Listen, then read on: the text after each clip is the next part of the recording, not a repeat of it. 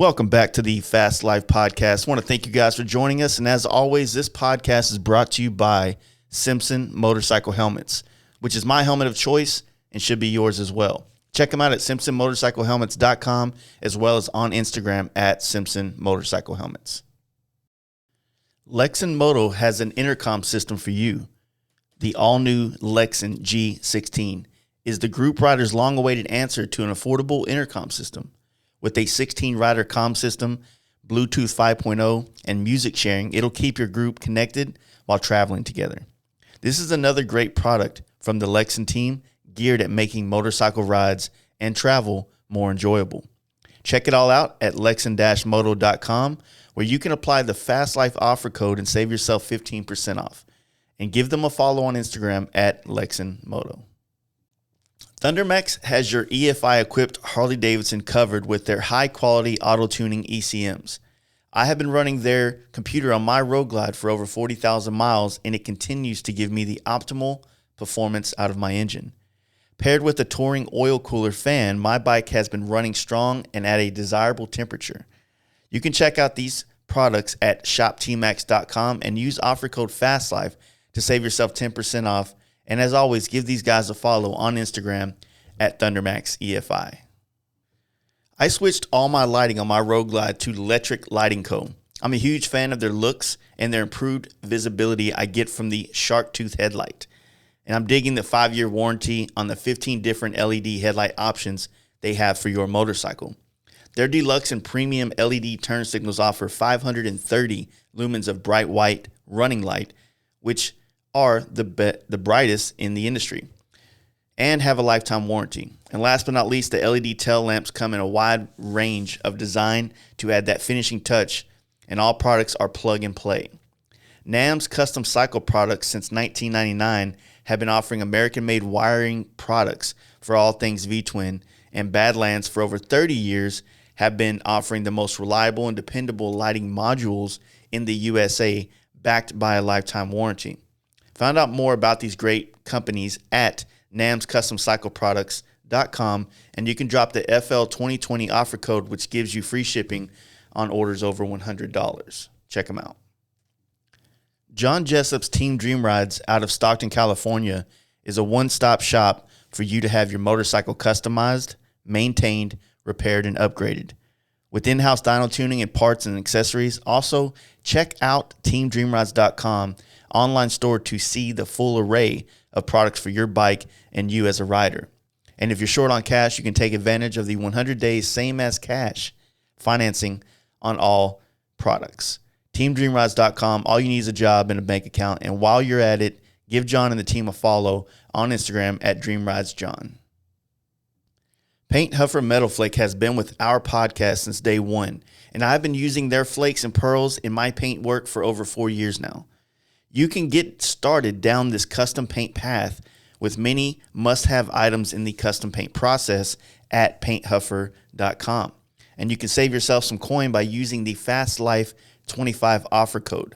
And last but not least, you can get a lot of inspiration by checking out all the amazing paintwork created with Paint Huffer products at Paint Huffer Metal Flake on Instagram. Welcome back to the podcast. Thank you for joining us again. I got a great show for you with Charlie from Rock Cycle Service, with also special guest Steve motherfucking Chamberlain. These guys are awesome. What happened was I left Milwaukee, took the ferry across Lake Michigan, and they met me in Muskegon, I think is the word. I think that's how you say it. And I literally felt like I was getting out of jail as I was pulling off the boat. These dudes were just down there ready to party. And that was pretty awesome. Also, we did a little rip up the coast there, which is pretty badass. I really enjoyed the riding and the layout. Like, the land's nice up there in that area. Then we went over to Charlie's shop and showed me around and got me a bottle of white Zinfandel, and we did a podcast. It was a great one, and it's this one right here. So check it out. Hey guys, you ready to let the dogs out? Fast Life Podcast. Shit, even we have a Wi-Fi extender over there that I plug in when guys are in here and everything, and it's still like you got to stand like from here out the door to get. Is it still doing it? What? No, it's Okay. fine. I just didn't know right? that Wi-Fi extender. If we, You know, It's not even plugged in. Us thick boys breathe pretty loud. You know what I mean? yeah, Dude, somebody I put a comment on that. I know. I catch on that shit on my fucking YouTube all the time. I'm all like filming someone else. And I'm like, I went and read through those the I'm so other day on a self-conscious couple of of them, and one of the dudes was the very last one was like, "Yeah, dude, if you could stop breathing so hard into the phone when other people are talking." you're like, sorry, man. I just get excited about horsepower. No, I know what you mean. Dude, I hate whenever I do a story, like on Instagram, and I'm walking around the shop, and it's loud, or it's not that it's loud, but I just don't pay attention to turn the volume off, because it's usually just like footsteps and it's just like, I'll do that around here and try and walk over a lift or something and kick a lift or some parts or whatever. Shit's flying all over the place. fucking the House of Harley I was just at. So they had the studio was upstairs. It was her conference room, but it was upstairs. So it's a big ass staircase, because it's like almost like a 2-story downstairs, you know, for the roof, and then it's on top. So it's like I'd go downstairs, hey, how you doing? You know, meet the new guest that's about to be on the podcast. And then walk back up it, and you're like, get to the table, and you're like, I need a minute, man. Yeah. But you don't want to say nothing. You're just like, yeah, I'm out of shape, motherfucker. Fuck it. Dude, I'm a tall, skinny guy, and I still get shit like that. I was laying in bed yesterday with Kate, and she's like, "Why is your heart beating so fast?" I'm like, "Because I just walked up like 12 stairs." Yeah, that ferry ride across was interesting. I'd only done like a short ferry ride before, like maybe That one's like a couple hours, isn't like it? a mile or two. Yeah, it was like 2.5 hours. yeah. That's the fast one, too. I think the Yeah. one up north is like 4 hours or something like that. Yeah, because they got a second one that comes across into Yeah. Ludington. Yeah, it's like Green Bay to Ludington or something like that, or I don't even know. Yeah, and it was cool. You know, just being out there on it was like they say so much, like when you're pulling up, it's like, hey, you know what, it's real choppy today, so, and every table has like bags on for like, you know, seasickness and shit. And so like I feel like I was gonna psych myself into being sick, because I feel like I'd be fine any other way, you know. When you ride a bike, you know, sometimes you can get that kind of, I don't know if vertigo is the right word. Oh, but, dude, I get motion sickness riding in the backseat of a car. Oh yeah, you'd be fucked. I've dude. never been on a plane or anything, so I got- I've never flown. I got motion sickness. Like, we went from like Traverse City all the way down to Grand Haven, like this 30-foot Sea Ray boat, and like just sleeping on the boat, and then like, I don't know, a couple hours into the trip, and it's just like the waves don't stop, and then finally I was like, all right, and then I had to puke over the side. Yeah, Yeah. I ain't never That's been crazy. out that But far. then I did that. What's it feel like? Is it like a head thing? Like it's in your like your brain? I might have feel it? just psyched myself out, just because it's like you never get that point where you just like come back to stability, you know, where Yeah. it's like you're on land and, you know, you can lay and you're good. It just, Yeah. I guess it feels like when you're like really drunk and you get the spins. Yeah, that's exactly what it feels like. Okay. Yeah. So you're like, you know, the more you drink, and you can kind of like get yourself out of that mindset of, you know, of not having So, the spins. And I have to focus. Like if I'm on the very verge of the spins, like I'll be laying in bed like staring at this can light for like 2 hours trying to get myself to not just You're just yak. asking yourself, dude, you gonna throw up or what? You know what I mean? Yeah, exactly. The Right. whole time. That's my problem when I was younger. I'd always just take the bitch way out and be like, all right, yep, screw it, I'm going to puke. Now I'm like, you did this to yourself. You got to ride the wave, man. You got to take it all the way through.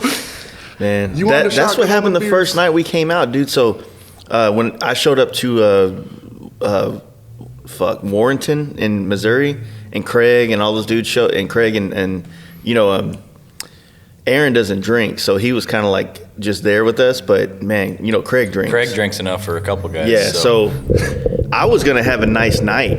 You know, just we're gonna hit the Applebee's. We're gonna hang out. you're gonna have some you know. barefoot and just Yeah, hang maybe out, a little barefoot. I don't know. We'll see.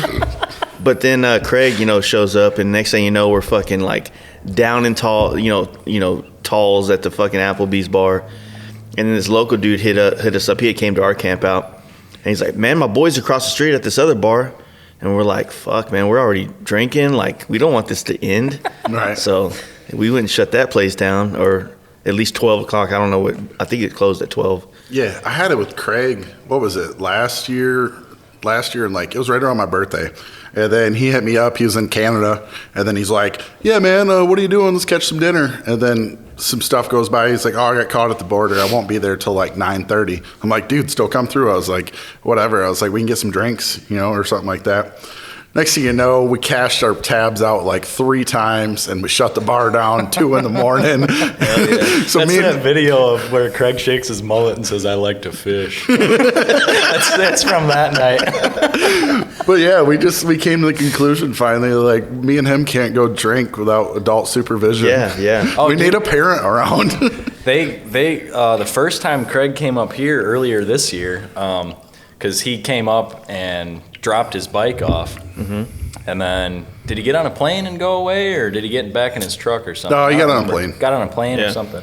But him and Steve were up here, and I was up here, and I had to go to work in the morning or something, and they're both just like lit to no end, and they're like, we're just gonna stay here. They slept like head to head on the couch and stuff. And That's terrible. No, that's what's fun about. I've been talking on these podcasts about assembling a team of professional drinkers and partiers that are bikers, and I think that we can just kind of mob the country and just shut people's towns down. dude, Steve The weasel drinkers. Dude, I think I saw a dead weasel on the side of the road. Y'all got weasels up here? possums. I don't know. Yeah, we got possums. I want to see a legit weasel in the wild. I was gonna say I don't know if there is weasels in the wild. What's a muskrat? There was that lake, that little. Oh, that's like a water possum. There was like we Aren't first. they mean? No, I don't know. That's mongooses that are mean. Yeah, mongooses are mean. But yeah, muskrats like Muskrats just like they water just do water. possums They like just the do best water thing. stuff. Yeah, Yeah, I remember seeing those in like ponds, and they just Yeah, they every just time kinda you go hang next out. to one, it'd scurry off. yeah. Yeah. Dude, Yeah, when Steve- I got off the boat, man, I felt like I was just getting out of jail when y'all were just sitting out there waiting on me. I'm like, freedom. Speaking of drinkers, though, Steve took me out for my 25th birthday, December of last year. I mean, a few people showed up, and Steve and I were there for the entire time. It wasn't a big deal or anything like that. It was a Sunday, so I had to go to work in the morning and everything, like 2 in the morning, actually. And I think our bar bill was like $350, like when we were leaving. Man. Oh, He dude. had his head down, and then everything I started videoing, I was like, "Charlie, are we leaving?" I'm not fucking leaving. It was like the bartender over there, like I don't know, there's a bunch of different bartenders, but the one chick that was there for that night, like, still remembers us because we were doing Irish car bombs. Yeah, like 40 of them. Yeah, literally, I think, because his dad showed up, and I think we did like 11 or 12 rounds of 3. Wow. And it was, like, I think I got to like the 8th or 9th one and was like, I'm done, dude. I'm going to throw this all over the inside of the truck on the way home if you guys don't cool out. So what I do, I was like, all right, I still order the same amount, and then I double mine up. Wow. Yeah, I feel like I'm definitely not a professional like, say, Steve, Craig, Cody, and these guys, but every great team needs a fucking Nick Fury or a manager. You know what I mean? I'm just close enough to hang and be in on the stories, but I mean, I don't have enough body to take that much alcohol. I feel like you need a starting 5, and then you need at least 2 or 3 off the bench. I feel like if I lost 100 pounds, I wouldn't drink like I do. Oh, Yeah. I'm I feel like sure. the only thing That's- is like why I can drink like I do is just because I'm fat. well, I mean, Craig's petite also, so I mean, he can put that alcohol away too. Craig's got some funny ass one-liners that he just slips in out of nowhere. Dude, he literally, like, he is one of the most genuinely funny people I've ever met in my entire life. Like, he's just fun to be around all the time. Like, He totally reminds me of some kid that would be like in Dawson's Creek, though. You seen him post like his high school photos up, and he just has like that I play baseball for high school vibe or some shit. When he came up to the Up North camp out last year, like, we were like, man, this dude is super cool. And then we kind of all got together on him coming up here and leaving his bike here for like a month or something like that while we did the work. And when I saw videos of him doing donuts in his semi and everything like that, I was like not even surprised whatsoever. I was like, where's the video of the inside? I want to see what inside that looked like. Dude, it's crazy because like he's a truck driver, so he's pretty much you got to be straight and narrow when you're riding and driving. That way you're not accumulating. Yep. It's really tough out there for them to do their job. He can't get over like a 10 mile an hour over ticket. If he gets over 10 mile an hour over or something, or 15 mile an hour over, there's Something like that. He will get blacklisted, lose his job. He's an owner operator, but he still runs underneath somebody else's insurance. So. Yeah, and he said when he asked Steve when he was up here, like, what are you leaving for Sturgis? And Steve's like, I don't know. And Craig's like, well, I'll be behind you. Crew set at 9 over. Then he ended up leaving a week before I did. Yeah, something like that. He just got. He wild said hair. it, and then I finally looked up when Sturgis was. I was like, dude, that's like a week early. Like you said in your one podcast with all your boys, Craig was already out there for a week by the time you guys showed up. Yeah. You guys showed up early. Yeah, we got there a couple days early, but yeah, man, it's cool. And that's what's, I don't know, I like all this shit, man. It's just fun. Like this trip, man, it's pretty fucking rad. Just, every time I stop somewhere, I'm with somebody else that's like been a friend. You know what I mean? Right. It's like even the first night, the first stop was in Arkansas to hang out with Justin and Tony, Rebels Den and my machinist, and then later on that night, I'm hanging out with Craig and Aaron, the Midwest Grinder. And then after that, I literally the next night, I'm sitting there with Insta having Kyle in his fucking house. He's got some badass stuff, man. That dude's He's got some stories, man. He does. He didn't really tell much of the stories. We just talked. But I just mean he's done so much. He has, yeah. He's so underrated for how talented that dude is. Yeah, for sure. I'm all into cars. I've always been into cars, and just some of the old cars, and seeing Springle's shop. I don't know if you ever where he works with I didn't get to Jason see it, Springle, yeah. but dude, that place they have an office area that just kind of has some of the stuff that they painted, cars that they worked on, just mesmerizing. It's awesome. Yeah, and then Chicago was the dudes at DA. They after we did the podcast, Chuck took me on a Chicago tour on the bike, and he's from kind of the South Side area, or I think. So he's like, man, it's not even fucking bad down here. He took me through it. It, you could tell it's got an edge to it, but it ain't I wasn't scared, Right. And you hear all the news all the time about fucking murders out the ass everywhere, and then he took me to just like every city. There's a lot of trendy up and coming bar districts and things like that are super trendy. Yeah. But it's always right next to the shittiest part. Oh, dude, that's just like Grand Rapids. I mean, Yeah. Grand Rapids isn't horrible though. no. I won't say you it's just that bad. Yeah, you just get down towards the south side of it, and it gets a little worse, and then gets a little better. But yeah, there's like you're downtown, and it's super trendy, like you were saying, and then you go 2-3 blocks the wrong direction, and you're like, whoa. It's thing popped into my head. I remember someone a long time ago said, you know what? Because usually south sides of towns are usually the shittier sides of town. He goes, man, I want to move so far north, but not so far north. I'm somebody else's south side. No, the DA Performance guys, I met those guys, Hot Rods and Handlebars. There was a little bike show earlier this year.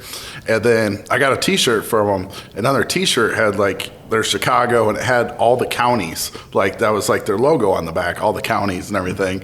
I was about to give them 3 Sharpies and everything. I was like, can you color whatever one's green, whatever one's yellow, and whatever one's red, just so I know where not to go in Chicago? Yeah. That's a good one. I've been saying this a lot too, but just the amount of the downtown buildings, the skyscrapers there. Yeah. That's a big fucking city, dude. Right. I remember because Dude, it's wild now. I used to have a family up in Wisconsin, kind of by Milwaukee. They're still there. But as a kid, we'd always drive. So you used to? Or Well, my bad. But half the family's still there. Yeah. Half of them moved away. But we used to always go there as a kid. And then it was always driving through Chicago as a kid. And then being in the truck, and you roll up and the Sears Tower, from where you are in Grand Rapids, you see that. But then you see the Sears Tower. It's once you're there, you're all right, this is Chicago. And this is how much of a nerd I am. There used to be this really dope game called Sim City. I don't know if you ever heard of it. Oh, yeah. So the concept is to just build cities. Yeah. And in some games as you play, you get better armor or weapons. Well, this game's you get to use landmarks like Sears Tower and Empire State Building and shit like that. That's how much of a nerd I am, because I fucking love this game. It sounds pretty lame. Yeah, I mean, you have to make sure everybody gets water and electricity, and there's fire protection and police protection. Those games were they had all kinds of different ones of those games. I used to play that one where you could build amusement parks and stuff. Yeah, I did it too, man. Roller Yeah. Coaster Tycoon. Dude, yeah. There was one for the PlayStation 2 that I used to play all the time. Dude, you'd have to fill in the little blocks and everything, and you could build. You'd build the roller coaster, but then you could ride it. Oh, dude, you remember build, you press the button, and then you'd ride down the track. You can build design all it, kinds yeah. of different shit. Yeah, that one that goes up in the air with the chairs on it that spins around. You know what I'm talking about? Was this the one where the whole premise of the game was to open the park and get like people to make come the in. most money and everything. Yeah. When's the last time you've been to an amusement park? I've never really been into that shit. Oh, I get motion sickness so bad. Like I was saying, I could ride them when I was younger, but like I can't. I look at a To me, riding a roller, now. I've never really been in the roller coasters, but I have gotten over some anxiety or fears of it. I always equate it to like some type of food I've never wanted to try because it looks gross. You know what I mean? Like, dude, I've always been an adrenaline person, so I love that shit. But Cedar Point, like I was driving past there on my way home from my big like 7,200 mile trip, and okay, don't brag on them. Yeah, no kidding. Some of us got to go to work every day, bro. Fuck, we're not all influencers. But I just remember because I've did this like a couple years back, but they do like this Halloween weekends type thing. I want to like go down there.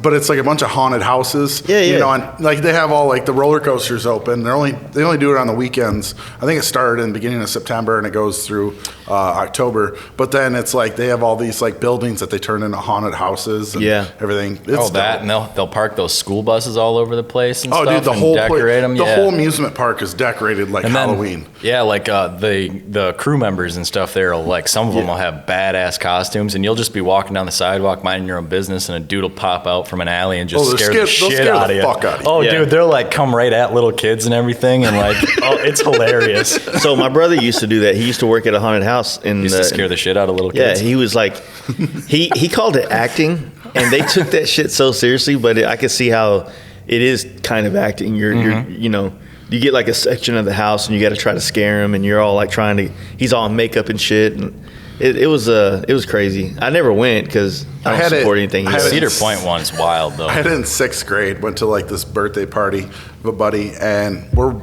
like walking through the woods, and it was right around Halloween. And then it was like a couple of dads and their buddies were over there, just like that. And one came out to scare me and was like right in my face, and you know, like the whole fight or flight type thing. Yeah. Dude, I popped him right in the nose, and then he picked me up by like underneath the armpits, and then his dad started shaking me all pissed off, and I'm like, dude, what the fuck? You scared me. I mean, I feel like everybody used to say that, you know, and I imagine do that as too. You go back to school and like, yeah, man, I fucking hit some dude at the haunted house. I'm like, y'all motherfuckers are just going there to fight dudes now. Dude, like that, like 100% looking back on it, that was just a fight or flight. Like I got so scared, and he was right in my As face. you went it's like going to watch Dumb and Dumber and you got scared because you weren't expecting that. Like you're going to a haunted house, you know it's supposed to be scary.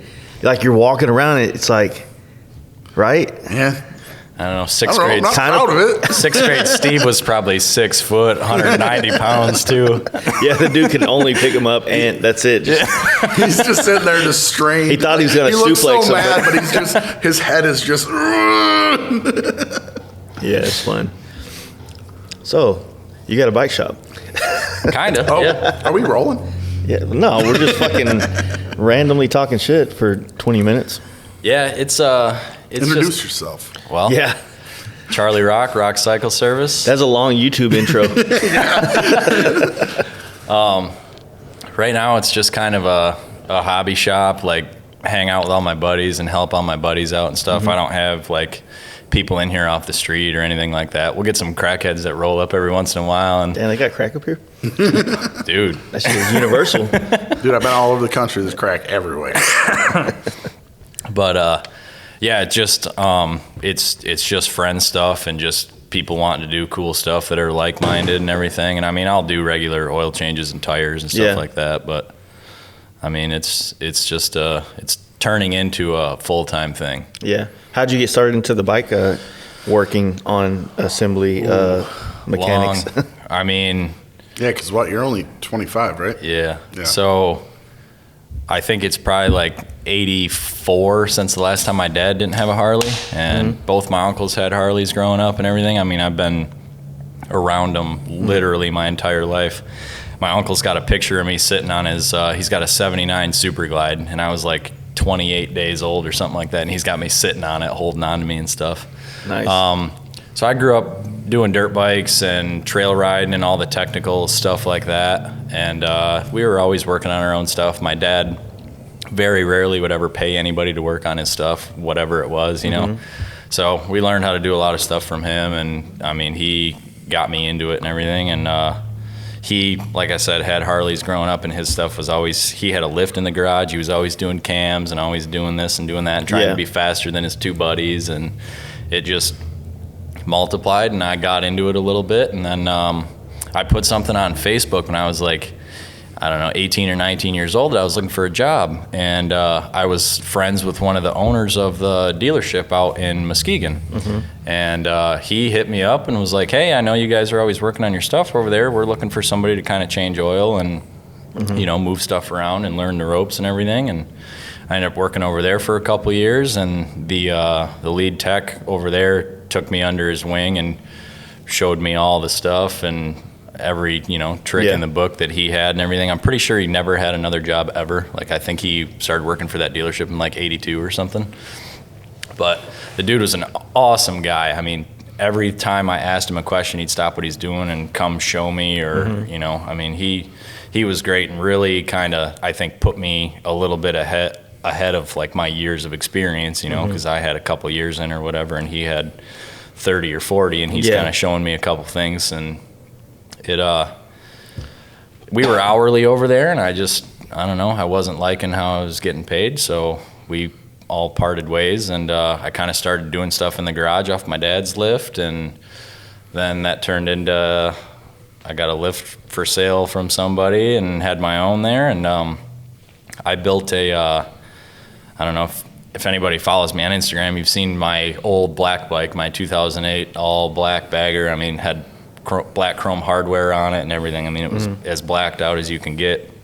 And I built the motor for that and went into a local shop that had a dyno and was like, hey man, can you tune this? I had a thundermax on it at the time. I was like, hey man, can you tune this? I'm not really liking how this thing's running, you know. And he tuned it, and it turned out pretty good. And he called me up and was like, hey, can you come down to the shop? You know, your bike's all done and everything. So I show up to pick it up, and he's like, who built this? I was like, oh, I did. And I was like 21, 22 at the time.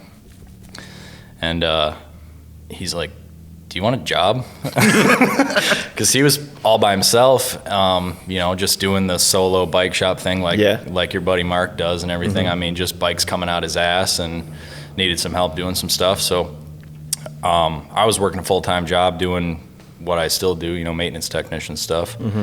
And so I'd go down there before work or after work or whenever I had time, and was doing that. And he was doing some cool shit. I mean, we did some, like a 113 with a P3R crank, the triangle crank pins that are supposed to hold like 250 horse. And I mean, did some cool stuff down there. And I did that for about a year and a half. And he decided that he didn't want to work on bikes anymore. Just after doing it for 10 years, he was like 31 at the time and was just burnt, just didn't want to do it anymore. So he pretty much sold me all of his special tools and his tire machine and balancer and a lift. I mean, anything I wanted, I pretty much just walked in there and picked and choose, and, you know, emptied the savings account to do it. But I was like, man, I really got What do you think was his like reason to want to get out of it? Oh man, he was just burnt out from customers and burnt out from people not wanting to pay for stuff. And he just, I don't know, didn't want to do it anymore. He was kind of in that weird, you know, like 2005 to 2015 era where it was kind of like not full on choppers, but not full on working on big wheels and stuff either. And then he'd get, like, he was right down the road from another local dealer. So he'd get all the stuff that the dealer said they didn't want to work on, you know. So you'd have Homeboy's 88 Softail in with 200,000 miles on it that needs, you know, $3,000 worth of work, and they got $800 in their pocket, and, you know, he's got to make rent for the month, so the bike's still sitting there, and he's working on that. And he just, I don't know, he just couldn't say no to people, and I have that problem too. And overworked and underpaid, and was just done with it. He went and got a 9-to-5 job at a machine shop somewhere, and he is as happy as I've ever seen him. Like, That's crazy. He's awesome to be around and everything, and I'm super thankful for. I feel like some people are just not wired to do self-employment type stuff. I mean, he did it for 10 years and was just didn't want to wake up and go to work anymore. So I walked into his shop before, and it was like, I walked in there, I was just like, I'm away home, I needed brake pads for my old 2000 Road King I had. And it's like, he's in the back talking with the customer for 20 minutes. And then it's like, for him to ring me up and, do the paperwork, that's another 15, 20 minutes. He was so solo. So he had like so much work, but with it only being just him that would try to cover everything, because it's like you can work on a bike and, you make your $60 an hour or whatever, they charge for it. But when he's sitting there just talking with the customer to try to keep them happy and do that, it's like he's losing money. And at the end of the day, it's like, if you can walk in and have, the full day of work, you're like, all right, I can put in 8 to 10 hours at full pay. I don't have all these distractions. You could have, though. That's the thing about like businesses like that are one-man shops. It's like they start getting, like you said, they're taking everything. So that means that they're trying to do a storefront. They're trying to sell things for people to walk in. Yep. Well, you can't do that. You need to structure your business to be, when people show up, like you don't really have a sign out here, right? Mm-mm. So people have to know about you. Come in that way. You don't have a bunch of tire kickers walking in here, exactly, wasting your time. And I keep it that way. Even if my buddies have somebody that want to go to me, I'm like, do you trust them? Or are they good people? They're not going to come up here and talk to me for 4 hours and then buy a set of brake pads. Well, if you do it that way, it takes longer, but you build a much more, maybe loyal is the word, or maybe just you build a much more, way more better relationship with each customer. Therefore, it's like, you can like gain each other's trust. You know that this guy has the money to pay for the work that he wants. This guy knows that you're going to do the quality work, and you build those relationships. And next thing you know, 5 years later, you're building, you're getting the opportunity to build that bike you've always wanted to, you know? Yep, exactly. And that dude's happy with every time he has a purchase. You know what I mean? So there's there's that way, right. But if you're overstressed and you're trying to, you're trying to be if you want to take on everything, like you're going to need help. Yeah. I don't care who you are. Like there's only 24 hours in a day. Dude, you're going to need even just writing quotes. At the end of the day, if you're not even working on a single bike, in a bike shop, you can have a full day's worth of work between dealing with people and dealing with getting parts and cleaning up the shop. That. Putting tools away. When you got, I got 4 lifts in here. You got that 1 or 2Z socket, okay, where is that? Where was I working on that last? It didn't get put away, and because you tried to, slam the bike out, get it off the lift, get it going. You could easily, to bill 40 hours, you could easily do 80. I'm sure you probably get that with paint stuff too. All day long. And you get halfway through it, and then they change their mind, or they want to do. They don't give that option. It's not how things work, dude. You know what? To be honest with you, it's like the more professional you get, the more, in a sense, you have to be kind of, for lack of a better term, a dick to customers sometimes. Not intentionally, but you just got to you have to snip shit in the bud real quick before you start giving an inch and an inch and an inch, and the next thing you know, you're giving miles. Yep. Yeah. And so it's like, I've actually had customers who have, told me what they want to do on their helmet, right? And then I agree, because that's the first question before I even take their deposit. All right, that's kind of something I want to do, but let's wait to talk about the details of that until it's time to do the paint job.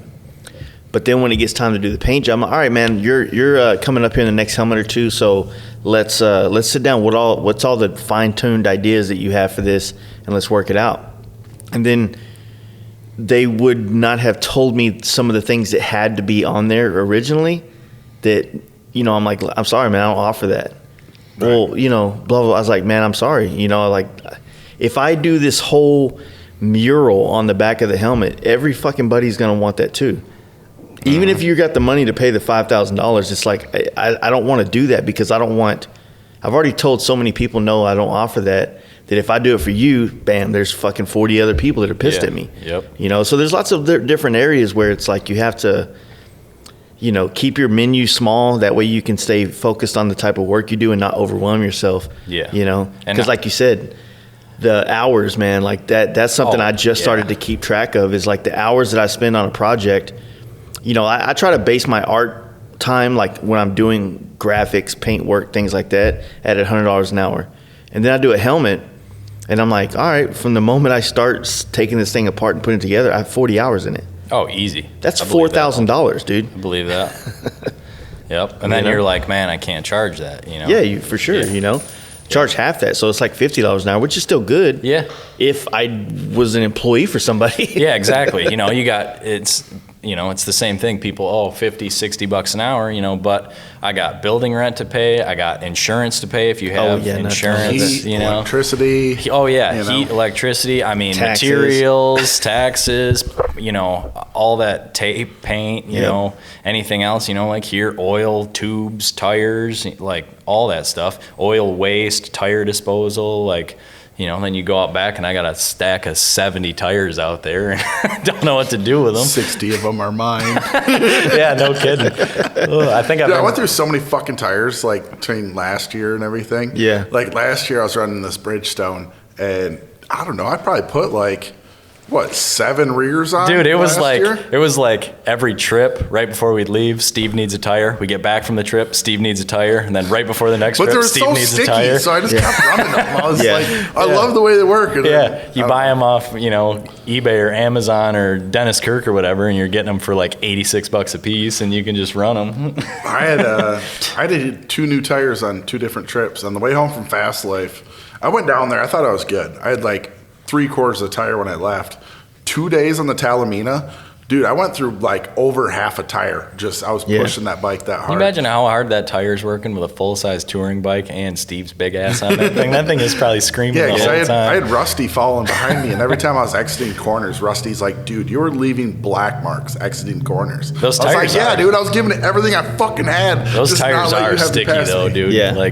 Just playing around out in the parking lot last year with them, I mean, it was snowing. Steve's got his leathers. He was putting his leather pants or his my Carhartts. bibs. Yeah, he's putting his bibs on out by the fence out there. And I got on his bike and was going back and forth in the parking lot doing wheelies and stuff. I mean, it's 40 degrees and that thing's hooking up. That Bridgestone was stupid sticky. Yeah. It would be raining outside, and I'd drop the clutch and pull a wheelie in the rain. I'm like, what the? This shouldn't be possible. But you don't get a lot of tire longevity out of it, though. No, I'd get 4 to 5K. Okay. I've tried a bunch of different tires. So the way home from your camp out, I did a Night Dragon. I heard a ton of good about the Night Dragon, Pirelli Night Dragon, and I'll tell you, it was cool for the first half, but it was once I hit the second half of the tire, it got slick. Me doing a 90-degree turn, and then I was just doing power slides just because it would break loose every time. That's how Power Commander 2's got. Oh, the Commander 2s? Yeah, they're very sticky.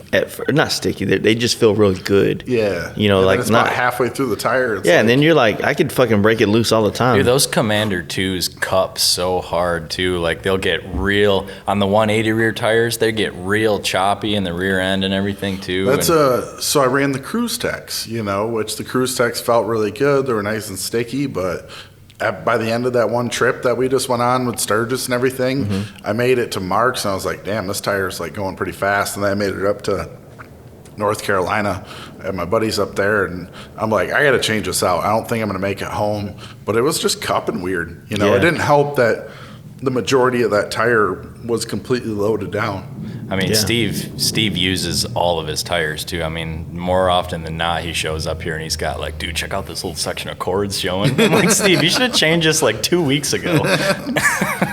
Yeah, I'm still on the Shinkos that I put on there right before Sturgis. Yeah. But I'm only probably maybe 5,500 miles in right now on those tires. 5,500 miles in on Shinkos? Yeah. Damn, that's sure I was going to say. Are we going to make it to New York if we go to New York? Well, I can Should we call your wife? See if we can go? We definitely should. It's gonna. I don't know. I'm still working on my pitch. Well, we were going to do a podcast with Clems, but then Clems is going to theirs. You just got to follow we just got to tell Brian, when we're out there, we got to do a podcast with you. Do it on a park bench somewhere. Yeah, I'll be fucked. Now, so I was telling some people about this coming up. So as soon as I left, I left at 5 a.m. I'm riding. I'm like, fuck yeah, I'm going to see all these places I've never been before. So that was I haven't had that feeling in a long time. You've never been to Michigan before, have you? I've never been to Missouri, Illinois, Wisconsin, Michigan. So just about everything. I can't believe you've never been to Missouri. Say Missouri. Why? Well, just Missouri's not that far from you. It's Yeah, just but what's there? I've never. Missouri's actually pretty cool. It is pretty cool. It is now that I've been there, but There's like mountainous areas, even on the highway. Like I don't mind riding through Missouri. yeah, it's way better than like Oklahoma and shit. Yeah. But yeah, and I just never really have. It's not like on the way to anything because like I said, my wife's family being in Cali, like we frequent that so much. Or Sturgis, that's something that you almost hit every year, and it's like, really, I mean, that's it. I mean, other than that, like everything, like I don't know. I mean, there's also like going north. Period is like a cutoff of like when you could do it or when you would want to do it. So Right. Yeah, you're getting lucked out, you're getting getting good towards the weather. end in like Michigan right now. Like yeah, we're wired a little bit different up here as far as motorcycling. So like we'll ride when it's shittier than most people will, just because we're like, well, fuck, dude, it's going to be snowing in 2 months, Oh, or dude, it's going I've to be ridden snowing a in a Christmas month. dinner before. Like, Yeah. because Michigan's super weird, too, especially, like, this spot where we're at, like, being, 50 miles from the lake.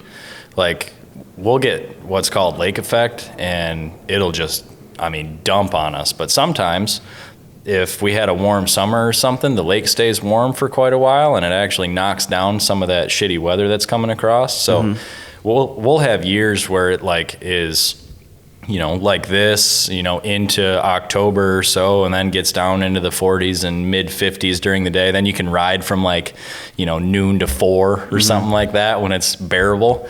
And sometimes it stays like that into December and stuff, and then usually when it's like that, it gets into January, and then it's like -10 for like a month straight. But I've ridden Christmas dinner a couple different Fucking times. terrible. Yeah, the winter time when it hits is pretty rough, for sure. Pink Moscato. I don't know if this is the first time I've done it. I don't know what the fuck's worse. You give me shit that I drink White Claws, or you're drinking barefoot. Yeah, literally Moscato? standing in the gas station to buy booze, and he's like, "Man, I ain't on that White Claw shit," and then reaches for some barefoot Moscato. Like, oh man. Well, the key to being a great drinker is to drink a little bit of everything. Have and a be good. variety. Yeah. Because once the beer fest the drunk fest comes along, we got to be able to have a good wine drinker. We got to have a good claw drinker. I'm on beer tonight. Yeah. I don't really. Everybody out there needs to stop associating me with you guys. Dude, the whole fucking White Claw shit is just like a joke that got way out of hand. It got extreme. It got 2 but I just years run out with of it now hand. because I still kind of enjoy the stuff. I don't disagree. It made for great. It's been a great, funny thing to laugh at and partake in. So Shit, what It's were just we? funny because I'm like 6'4", 300 pounds. And then like, oh, I'm just drinking White Claw. Oh, it's like last year we were all joking, calling it Steve was on the Claw Power Tour 2019. that's a good one. Yeah, I don't know, man. I need to stop drinking beer though. That's for damn sure. Dude, I'm I getting just fatter. did a sober 45 days. That's like the first time I haven't drank in that amount of time since I was like before I was legal. Yeah, but I think you're also like you live up here, so you have to learn how to go without certain things, like maybe riding your bike in 10-degree weather. Yeah, I that's come true. from the South. It's instant gratification on Yeah, all you can fronts. have anything you want at any time. Yeah. It's like it rains Like when one you day. can't ride your bike in the winter, what the fuck do? You just drink. Yeah. You're like, I am sad. Give me a fucking beer. Oh, we just returned the cans because I just put them in big 55-gallon bags or something. Chase and I just went and returned all the cans that we've had stacked up from the shop since it was built, which was probably like, I don't know, I think it got done like 10 months ago or something like that. And we turned in $70 worth of cans. And they Just to clarify, in Michigan, you get 10 cents per can. Oh, I forgot. Other people don't do that. Nobody else in America returns fucking cans other than, Yeah. I think Maine gets like a nickel. They also, for some reason, the can return machines did not like the twisted teas. So It's not carbonated. Yeah, so the fucking It's like weird. It's like, it's got to be a 200 carbonated, like you don't, I don't know. Like if you have like a pop or a soda, I don't want no fucking shit about this. If you like return a Coke, it's 10 cents. But then you have like a Monster Rehab, which it's the same a fucking aluminum can, there's not a deposit on it because it's not carbonated. It's really weird. Yep. So, but I guess that gets water out of the equation with the bottle returns. So you don't buy like a case of water, then 36 bottles of water, pay $3.60 to return it. I don't have a problem with it. It kind of keeps people from fucking throwing bottles and cans out the window and crushing them. Now around here they just throw like little pints of Pop-Off vodka out the window. I find those all over the place. There was one dude I worked with on a job one time. He said fucking every time on the way home, he'd always pick up like a couple shooters of vodka. And he's like, at the same point, I just threw them in the ditch. And I was like, you're probably going to go there one day and there's going to be like 250 just little shooter bottles in the ditch. Wow. I mean, if that's the issue that you're addressing when he's telling you that, then, Yeah. I can't bullshit with somebody that they're drinking too much when I drink too much. I was like the whole way up here, I'm like feeling gross because I'm at a weight. Like when I got back from, I think I was on this Sturgis trip. I was like, man, I'm gonna start working out when we get home. Man, when I got back, I was at my heaviest, and I still am kind of floating around that same weight. I'm like, fuck, man, this is not cool. This is not like. I feel still young as fuck, even though like I'm starting to get close to 40 and shit. you got a little bit of gray in your beard and stuff too. Yeah, dude. Dude, I kind of had that same thing just on the way back from my one trip. I'd be in a hotel by myself, so I'd walk naked from the shower to like that. And like, see myself in the mirror. I'm like, wow, I wouldn't fuck myself. You gotta turn the lights off and jerk off. Jesus. Yeah, that's kind of the. Right? Yeah, I don't know what y'all are talking about because I'll be like 26 at the end of the year. So Yeah, it's dude. I was 160, 70, 80, right around those. I never weighed myself when I was younger because I was always skinny as fuck. Like I remember being young and going, man, I hope one day, I thicken up like a man. You know what I mean? Like that way my hands look like a man's hands or some shit. Because I always felt super skinny and bony. And then, my early 30s, I like hit 200 and then 210 and then the beer and the excessive drinking. The other thing that sucks too is like, probably Steve deals with this too, is like everybody sees us partying and they hear us partying on the podcast. They see us on the videos or the. Yeah, then everywhere you go is a party. They want to do it with you. Like Bert Kreischer or some shit. You think that dude cannot get fucked up everywhere he goes? It's the same thing. I lived in a camper in a campground for like 2.5 years. I was like, this would be great, dude. You could party every night. Like anytime somebody goes camping, they just want to party. So I bought a camper and I bought a seasonal, but I just lived in it. I was like, fuck buying a house. I was like, I'm living in a camper. And then he partied all the time. But dude, when people like don't have to work on Wednesday and then they come out Tuesday night and then they're like, oh yeah, let's drink till 2 a.m. And then you have the person that doesn't work Thursday and they come out Wednesday night and they're like, yeah, let's drink till 2 a.m. And you have a hard time telling everybody no. Yeah. I have a hard time. Steve says no once and then they drink a little bit in front of him and then he's like, oh, that sounds good. You tell them no and they go, are you sick? Do you not feel good? Yeah. And you're like, dude, I don't need to fucking drink every day. Why do we keep going back to alcohol?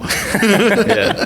Dude, we drank 14 days straight on that Sturgis trip.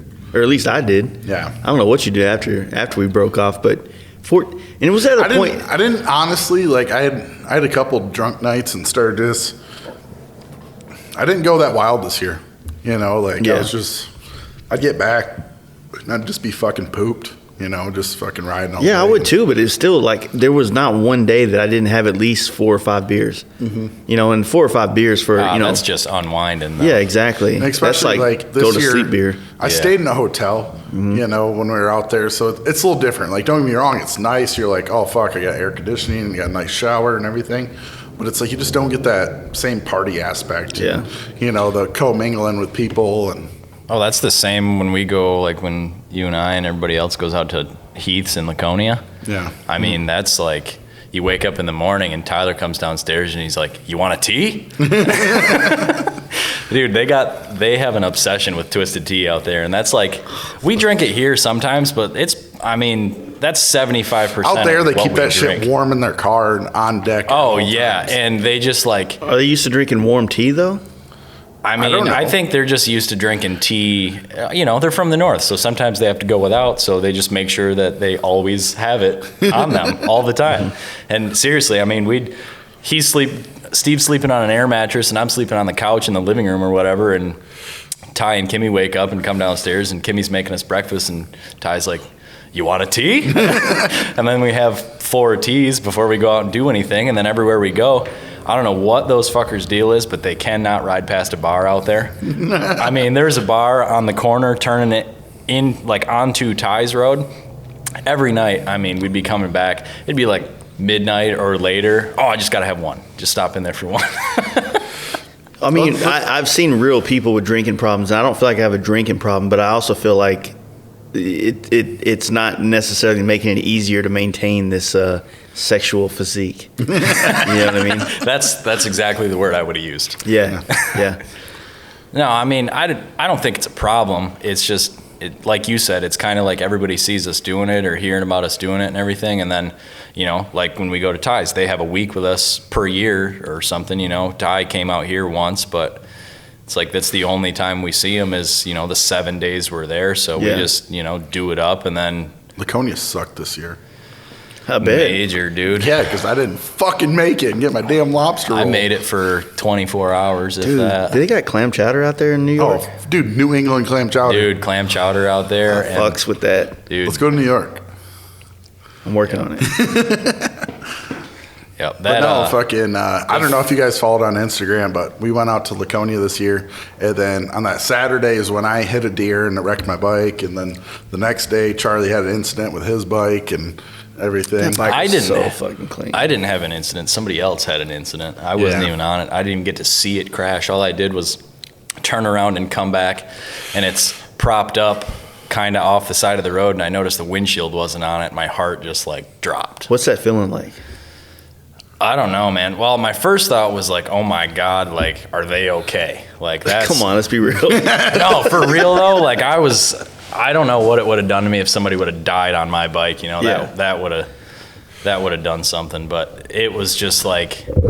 Then they were alive and fine, so then you wanted to kill them. Oh, man, I was just standing there looking at the bike, and I'm sure I looked like somebody just kicked my puppy. Like, I mean, it didn't really fully, like, set in until, like, I think that was a Saturday or a Sunday? That was Sunday. That was a Sunday. Saturday morning, I hit the deer. And then I went to the hospital, and I was like, you guys just continue your trip with all this COVID shit. Like, what are you going to do? Sit outside and text me? And Hurtis and I had to sneak into the ambulance entrance in the hospital to give Steve his bag and everything, and it's been like 3 hours and he's still laying there with jeans with deer shit on him and stuff. And yeah, I was like, can I have a pair of scissors? Like, I have an open wound on my leg, and they're leaving like half my pants that they just cut from the bottom, like up above my knee. I was like, can I have a pair of scissors to cut the rest of these pants like off so I don't have deer shit like right by my open wound that you're telling me is very bad because I have a possibility of getting an infection? I was like, can we get rid of this? Like, or am I not a doctor around here? Yeah. So we continued on, you know, because like he said, we couldn't just hang out. They wouldn't even let us, you know. Yeah. So we're just like, okay, well, keep going. And then Sunday afternoon was when my bike got wrecked. And Monday, I rode a loaner bike for the day, and we kind of rode around town. And I went and got a U-Haul, and it really set in on that like 14-hour drive home from New Hampshire in a fucking U-Haul with no cruise, no AC, just like mad at the world.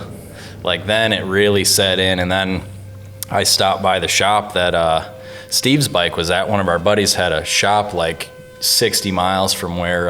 Is that a fucking train? Is that picking up hard on the mics? It's not super hot. Oh, it must be someone laying on the horn. I don't know. Damn, they get fucking down over here. Well, part of it is nobody knows how to fucking drive, so that's everywhere. But I stopped by the shop and picked Steve's bike up, and like as I got it in the trailer or in the U-Haul and everything, and got them both in there, and I just like stood there with the door open and was like, "There's probably like 200 hours of labor just sitting here." Yeah, because me and you both, like, mine wasn't a complete frame off, but like the Cop Glide last year, it was frame off, repainted the frame all white, and then tins, went through and built a motor, all this stuff. I mean, this was our first, well, this was your first big trip. Yeah, I had the bike done for 11 days, I think, grand total. Like, it had 1,450 miles on it, and I'm pretty sure it's like 1,050 to get out there. Yeah. So I had like one good ride around here. We actually went and hit those roads we hit today. And Craig was there, and I mean, that was pretty much all.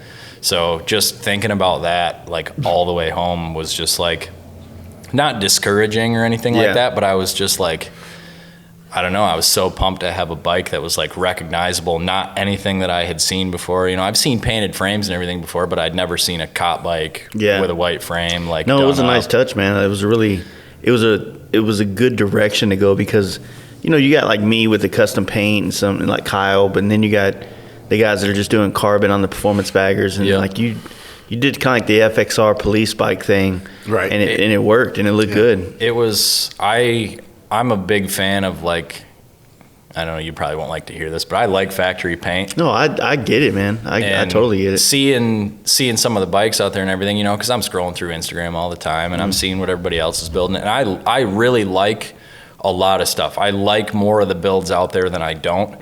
But to go, like, out of all that shit, would I own it and ride it? And would I have built it that way? Probably not. You know, you know what I mean? And I don't know, like, I was in here one day, it was during the day, and I was by myself, and I was tearing the bike down. I got the motor out, and was pulling the trans out to rebuild that and everything too, and I texted Steve, and I think I just said, like, white frame?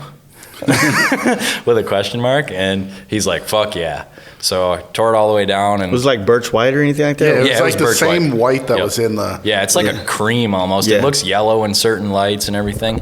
And you get people like, you know, some people know more about bikes than others, and you get some people that have bikes and everything but don't know all the little touches and stuff, and they're staring at it, and they're like, what the fuck is different on this thing? Yeah. Right. They're like, it's got to be the side so covers. And then I'm like, nah, man, the frame's white. And they're like, whoa.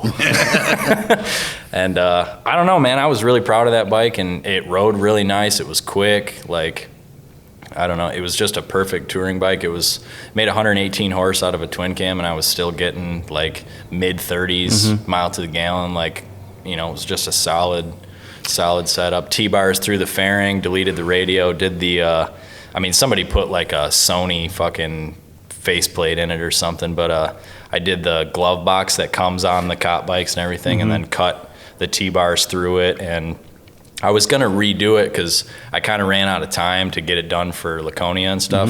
I was going to redo it and gasket all around it, make it super clean and nice, just because I'm super fucking picky about that shit. Like, but I mean, I had it like 95% like the way I wanted it. Had Olin's on it, Race Tech kit in the front, like the bike just...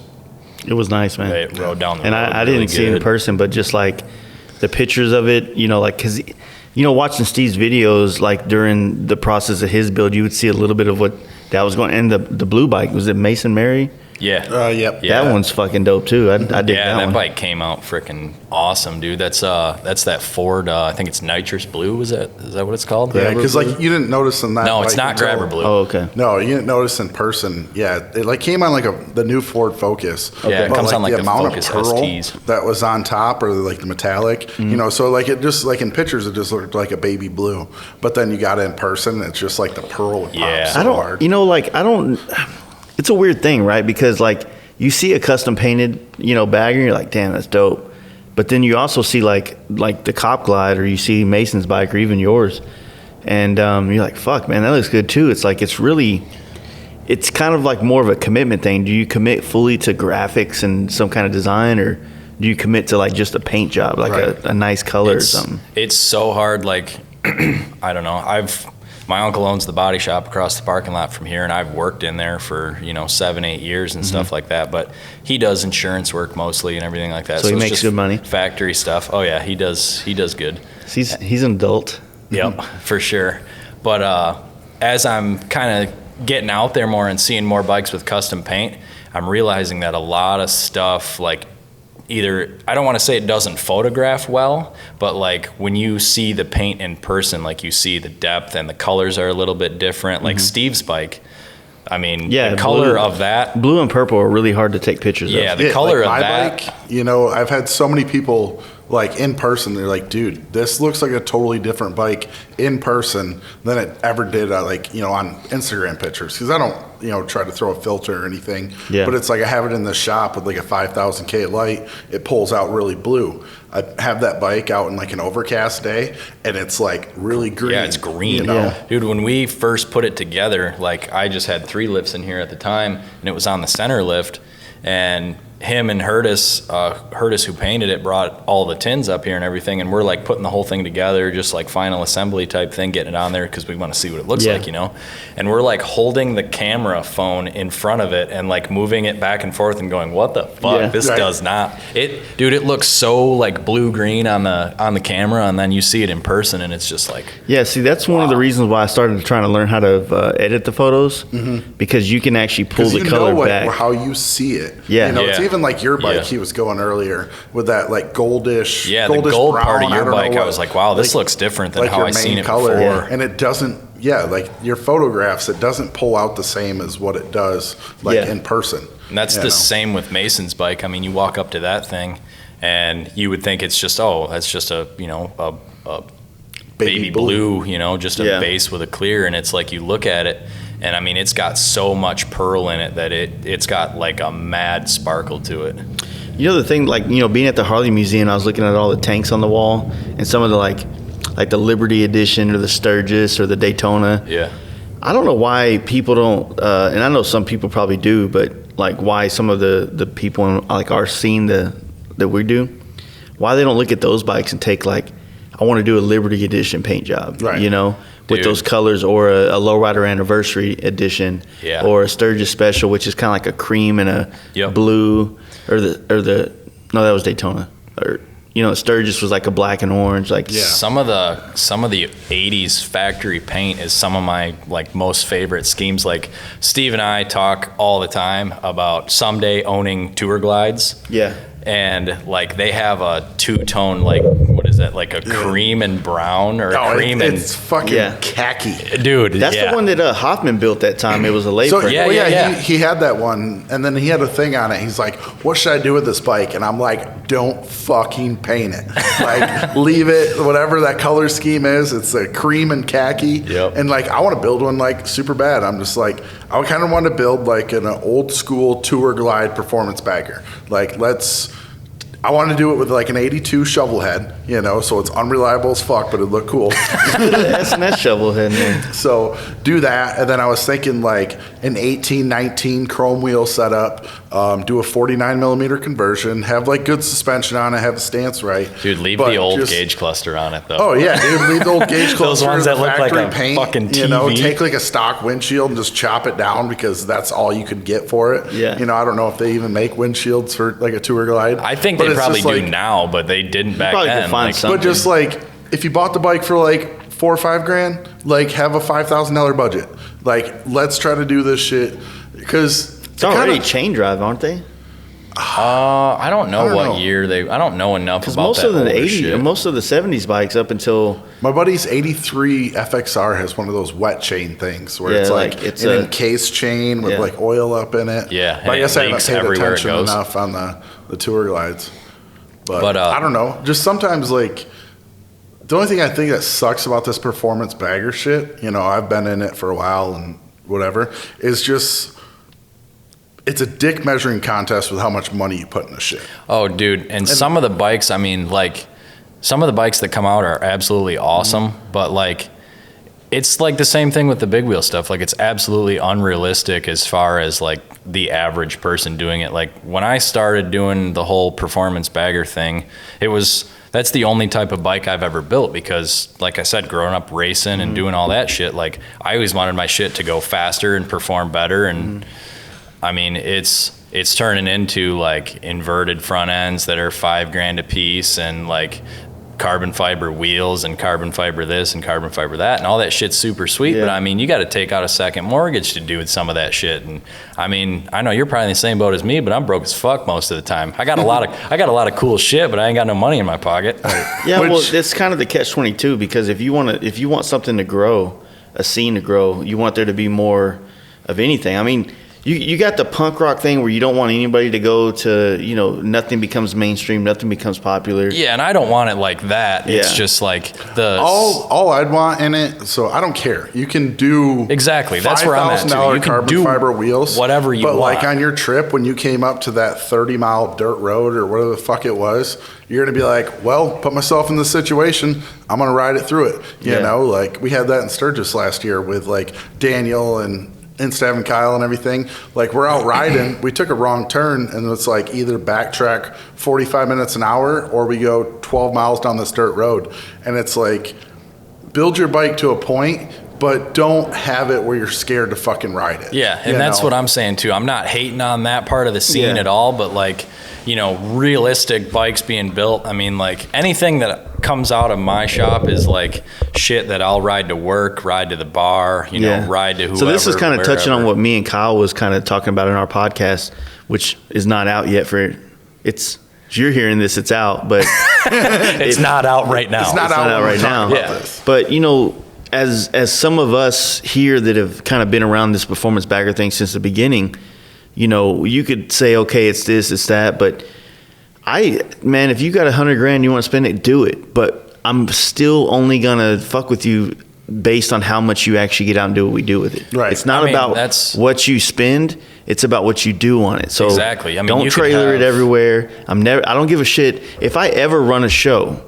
Period. Like if I'm ever like a putting on a performance bagger show where it's being judged, even if I'm not the judge, I would disqualify you for fucking trailering the bike there, 100%. Right. Yeah, because it should never be about that. I'm gonna dog on you if you have, if you have. I feel like I trailered today. I had to strap it down on the boat. If you have a budget build, I'll allow it because that was an experience. Yeah. If you have a budget build, if you have a blank check build, whatever. I mean, and all of us ride out somewhere and you show up in a trailer, I'm gonna dog on you no matter what. Yeah. I mean that's. I'll do it nicely. Yeah. Oh yeah. I'm gonna get my point. I'm gonna hand you a beer when I'm done with it, but I'm gonna make fun of you. Fuck how much money you have in your bike. Like at the end of the day, like if you go out and you ride it, if you have a $50,000 fucking build, but that thing has fucking 20, 30, 40,000 miles on it, then I'm like, fuck yeah, you enjoy it. Yeah, that's even more rad to me. Yeah, because it's like my bike, like I'm like 52K on it, like it feels like, people look at it like, oh, he's got like a shit ton of money at it. Like I got a lot of time. Like I've done all the work myself and everything. Yeah. I've had some helps with buddies and all that shit, but it's like, I go out and I ride it and it's like, I'm not trying to change everything on it just for the sake of changing it. I change it to make it better. So it's like, yeah, that's exactly what I was saying earlier is like, I've always wanted my shit to be better. Like, I don't know, when I got my first bagger, it was a 2000 Road King with spoked wheels. It was a classic, so it had the leather bags on it. Suede green, pearl, and vivid black. Thing was pimping. But I got on it and was riding it and, riding it the way that I like to ride. And I was like, man, this thing fucking blows. It had it still had the air shocks in the front, like in the front end too and everything. I mean, and that bike ended up not getting built or anything because I was still figuring it all out at that time. But when I, fast forward 3 or 4 more bikes and I got my black bike as a factory stock classic with like 30,000 miles on it, I sold that thing with like 60K on it and every single nut and bolt got touched. And it didn't go all over the country or anything, but it did overnights in the UP. And I mean, Michigan's kind of weird like Texas where you can do a 1,000-mile weekend and never leave the state. Yeah. Pretty easily. Big state. Yeah. Yep. Yeah. Well, so, what I would say is like this. It's about not discouraging people to want to spend money on their bike if they have to spend it. But like for perfect example, Aaron Coit, right? Yep. That thing is built. He's got 124, My Machinist swing arm, Fast Life paint. All the goods. Everything that you could want to do, TOL, it's a show bike, right? And he fucking rode it in the rain the entire day from Omaha to Warrenton, Springfield. That's where I'm like, fuck yeah. Yeah, that's fucking rad. Warrenton. That's rad. But like, whatever that state was, Missouri. You're gonna build it, everything. Yeah, don't be fucking afraid to ride it. Guess what? It. Like, I don't know how much your paint jobs cost, or whatever, but it's like they're ridiculous. Fucking, chips are gonna happen. And like, if I'm in a bike show and I'm a judge and I see this badass bike and I see some chips in the paint, I'm gonna be like, fuck yeah, and everything, and I might click the button just to see how many miles are on the thing. And to me, that might add some points. Yeah. You know? Oh, yeah. But, like, that's just personal, you know? But it's like, we're building these bikes to enjoy them more. You know, it's like... And I always like to say this. I don't mean to cut you off, but now that I got this thought, you got the guys that have the money to spend all the shit, and they go, you know, man, I got the money, I want a nice bike, man, but I just don't have the time. I can't figure it out. Or the opposite, man, I got all the time. I want to ride. I just don't, I'm not rich, but man, I fucking love it. Mm-hmm. You both got to figure that the fuck out. Yeah. Both of you. You got to figure out how to ride it more, and you got to figure out how to get all the shit you want for your bike. Yeah. So to me, they're the same people, that have to meet in the middle of like finding the money or finding the time to enjoy what it is. And I think that the real underlying, that we can even talk about, which I kind of did talk about a little bit already with Kyle, but what started off as like a normal, like starting or getting on another Facebook chat room turned into a let's blow this motherfucker up, with that little troll incident we had about 2 weeks ago. Oh, dude, that shit was fucking funny. But the more that it went on, I was like, no. I put my whole life for the last 3 years, talking about and promoting and trying to be, not necessarily trying to be an ambassador, but just naturally being an ambassador for this type of bike and this type of shit. Not just the bike, but what we're doing on the bike. Yeah. Which you guys also do, which a lot of other people do, which Craig is doing, which, you know what I mean? Yeah. And so when you see a big-ass page that has 4,000 followers and it's called Performance Bagger, and the fucking dude running it has a goddamn 03, has that with exactly like that, you know what I mean? You know what I mean? It's like, no, dude, like you're kind of taking, unfortunately, a word that people are probably sick of hearing, performance bagger, right? Or the oxymoron that everybody likes to say it is. But I always, I'm kind of a, I remember shit, you know what I mean? And I hold grudges. I'm like, I remember you talking shit about 2 years ago about this, and now this is what's paying your bills, motherfucker. So, kiss the ring. And it's like, what got me into like the performance bagger shit, I don't know if I've ever explained this before, but it's like I had a shop with a buddy. He had an FXR. So then he's telling me about FXRs and, and he's showing me bikes with the RT fairings and, the lowers. And at the time I had a 2000 Road King with like a air ride and 23-inch spoke. Yeah. And I was like that. But the more I rode it, I was like, this bike's not doing what I want it to do. Like I ride too aggressive for how it is. So then I ended up getting rid of that Road King, and then I fell in love with like the 2018 Road Glide Specials. Like they came out. I went and seen one in person at a dealership, and I was like, done. Like I want that. I want to go do trips. Like I'm getting rid of this 2000 because this 2018 that's new. Like I should have less trouble on trips. But then it's like my one buddy that's in the back of my mind that, he's been alongside me through all this. He's sitting there and whatever. And now it's like all that stuff that he was kind of implanting, before, it's starting to make sense to me now. He's like, dude, the fairings, having like the lowers on it, these guys are putting mids on them. They're lifting the suspension, to like get it so it corners better. And I'm like, this is all starting to make sense. And I went from like air ride and gold 23-inch wheels to like, no, man, like, let's go take this bitch cross country. Mm-hmm. But when we get to the fun roads, when we're in North Carolina or we're in fucking Sturgis and shit, we're like, let's fucking rail it. Yeah. And trying to build a bike that can do it all, because I'll have some people that look at my bike, they're like, that's dumb. Like, whatever, you need a fucking black bike, lowered duals. And I'm like, all right, go ride it. Go try it out. Like, let's bring it down this twisty road. And, next thing you know, they come back and they're like, wow, this thing handles great. Yeah. I'm like, yeah, it took a long time for it to get here and me figuring it all out. But, it's like at the end of the day, I'm just trying to make it so it's more out there. So when I go have these long days and it's a versatile bike though. It's like it can feed your adrenaline, junkie nature. It can feed your wanderlust. Mm-hmm. It can feed your party aspect. It can feed so many different aspects of what most bikers really are at their core. Right. And that's what's awesome about all this stuff. Like, not to cut you off, Steve, but to throw like the social media aspect into it too. Like, I mean, we've got friends all over the country now. We've got places to stay. It makes a trip a lot more possible when you don't have to buy a hotel everywhere you go or whatever. Like, to go out to Laconia last year, which was my first like big multi-state trip, like rode all the way out there, you know, gas and food while we were out there. But I mean, you got a place to stay the whole time. We're at our buddies' houses. I mean, the whole trip cost me like $500 minus that stater I had to get put in at the fucking dealer. Yeah. But like that trip was like the absolute turning point for me because I was already performance minded with everything. I mean, everything I do, I want to be fast. You know, I could be driving a fucking Buick Regal and I'd want to be making that thing the fastest Buick fucking Regal out there. Yeah, Regal's fuck, dude. When Steve and I were out there, we took a day with Ty and went and rode the Kankamangas Highway. And if anybody listening has ever ridden that before, you know what I'm talking about. But it is like a tight technical highway, but you're doing 100 the whole time because it's like big, long sweepers. I mean, we were pegging the speedo like fucking hard. Like, yeah.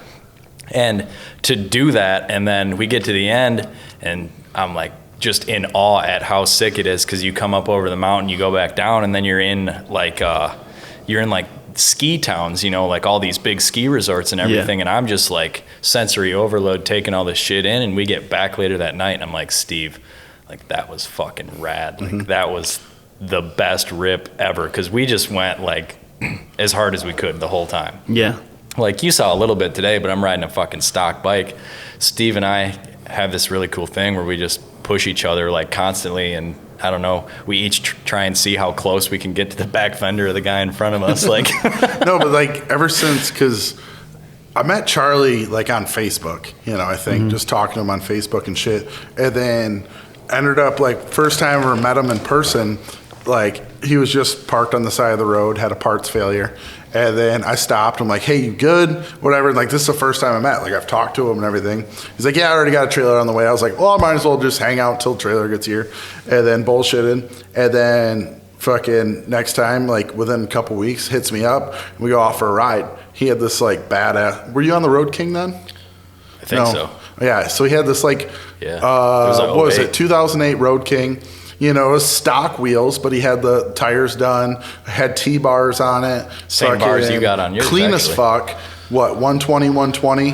You know, yeah, it did something like that. It did pretty well for a 103. So it was a skinny tire Road King. And then fucking we go out, and it's like we get to this like first little roundabout, and he just fucking like kicks the motherfucker sideways, just leaving the roundabout, just skate in the back of it. I'm like, all right, you know, this dude can ride. And then next thing you know, it's like we're going fucking just bar to bar, like 110 in a corner, just dragging floorboards right next to each other. I was like, all right, I can dig on this. And then, you know, it's just fucking progressed since then. Yep. And then, you know, Steve will come into the shop or whatever. I was working out of my garage at the time, and he'd come in and be like, man, check this out. You know, look at this bike, showing me pages to follow, builds that people did across the country and whatever else. And, you know, it kind of progressed. And Steve was a big part of building the shop to the way it is now and everything. And he, you know, we just constantly going back and forth talking about ideas and this and that, and like where his bags and stuff came from, and his bags and his fender and stuff. I think it was just you and I up here that night, and he's talking about chopping his bags, but we both pretty much said at the same time, I don't like any of the ones we've seen so far. So we were both, I don't know, probably drunk in here fucking messing around with shit, and I grabbed a Sharpie and started drawing on Steve's bike, like cuts, and you know, you could do this here, and you could do this with the license plate and this with the tail light, and we ended up agreeing on it, and Steve did it, and we sat back and looked at it like after he did it, and I was like, that's the ticket right there. And then he got the bags done and got it all on. We got to see the thing finished up, and I was like, fuck, man, I like that a lot. Like even if it is like a wheelie chop, you know, in the back, like at the end of the day, like I look at the back of that bike, I'm like, it just looks good. It kind of has like the Sport Glide bag where it kind of comes to a point, you know, a little bit. It's not a midpoint, it's like a little bit lower of a point.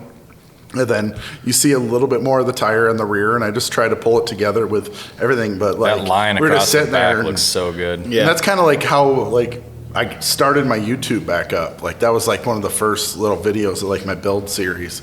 I did like your fast life thing. I tried to start videoing down there, but that video was like whatever. I didn't talk in it. But then it was like once I started doing that build series, I was like, all right, you need to learn to talk to the camera. You know, we got a little bit of this, and you know, just the whole build of my bike I just put on YouTube. And so then it's like, all right, I'm learning how to rebuild my bike. I'm learning how to edit. You know, there's a lot to like all that situation, and then you have a little outside influence. And this was like the amount of information that Steve and I both learned from like November to like April or May of like the YouTube shit, the editing, like the motor stuff, all the technical shit that goes on with all this new stuff. I mean, I'd done cam and stuff in M8 shit, but I'd never split the cases and pulled the crank out of it. And I mean, he's like recording the whole time, like as we're pulling the motor out for the first time. Dude, shut it down. Like, yeah, dude. So trying to figure out how to get that fucking M8 out of there was, I mean, we had to try from both sides at one point. Yeah, because we had, you know, the full rocker boxes, everything on it. And it's like,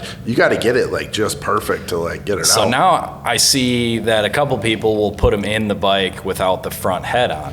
That would make it a hell of a lot easier. But like he's recording and everything, and I get to a point I'm like, all right, Steve, hold on, I gotta like step back and think about this. And then like we try again, and I get it out and pulled it out and stuff. And just like, you know, that bank of service manuals I got back there, we're using those. We're, you know, asking questions here or there. And then the other 50% or more of it was just like, fuck it, we'll figure it out. Him and I have both built enough motors between, you know, car stuff and bike stuff that we're like, you know, we'll figure it out as we go. You know what's weird? I'm thinking about my head because I noticed that when this dude J-Rock put my motor in, he took the intake off, like the whole everything, center of it out. Yep. Before they pulled out the motor, and the other motor had it off when they put it in.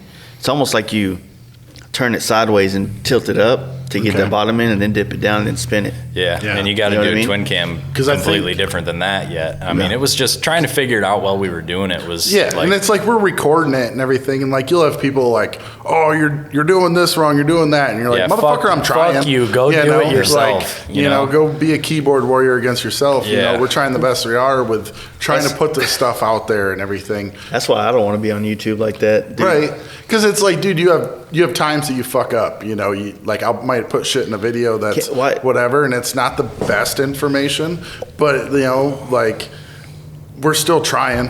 Yeah. You know, it's not like I'm going out there and being a complete hillbilly with some things, but it's like we learn better ways around, you know, at the end of the day, but it's just trying to like figure it out as we go. But then for you to like doing the YouTube shit, it's like, dude, just putting my whole fucking life right out there. You know, I mean, it's weird.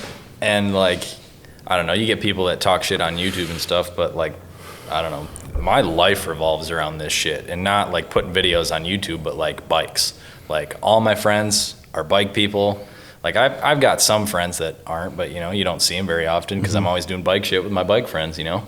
And like all I think about is bikes. All my whole Instagram is fucking bikes. And it's just like I constantly just strive to like learn more things, better ways to do things, like tips and tricks and like all that shit. And you know, some of the YouTube stuff that got put out, it's like now I look back at stuff and it's like, wow, I don't do it that way anymore, but I've done fucking 15 of them in between when the video came out and now, and it's just you learn as you go type thing. You know, I don't have anybody to learn from in here. I am the lead tech, and I am the assistant tech, and I am the bike washer, and you know, all that shit. So just, I don't know, being able to, you know, get good information from people and tips and tricks and all that has been huge also.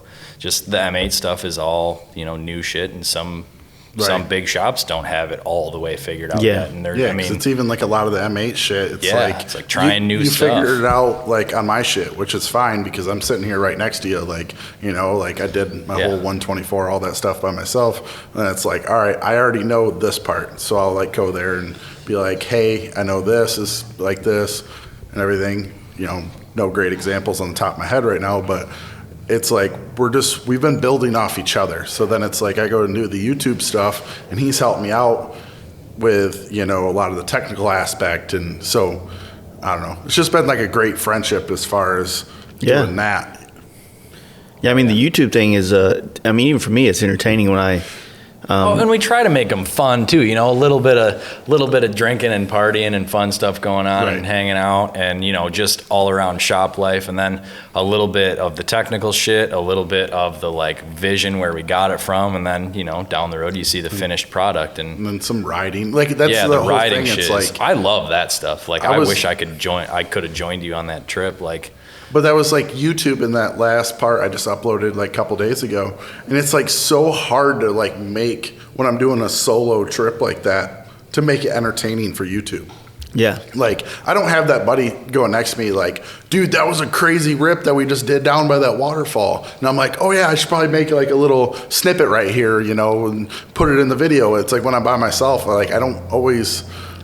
Like my last video, like I really wasn't too proud of it just because I didn't take enough like the vlogging type thing, which people really dig on. That is like the adding to it as I go, because it's like I even put that in the beginning of the video. I'm like, hey, it's just a lot of riding music. Like put it on your TV. It is what it is. Well, like I struggle with that too. Like I really want to get into the space because I feel pretty fortunate that I get to have a pretty rad motorcycle life. You know what I'm saying? Yeah. Oh yeah. I feel the same way. But like, you know, Steve, you know, even the things that he's told me about how he does his is exactly the way I think that the only way I think you could do it for somebody that's not used to like talking on camera. It's definitely something to get used to. Like I remember specifically one night we were in here building Mason's bike, and Steve's just like, all right, we're going on. I'm recording 3, 2, 1, and I'm like, what?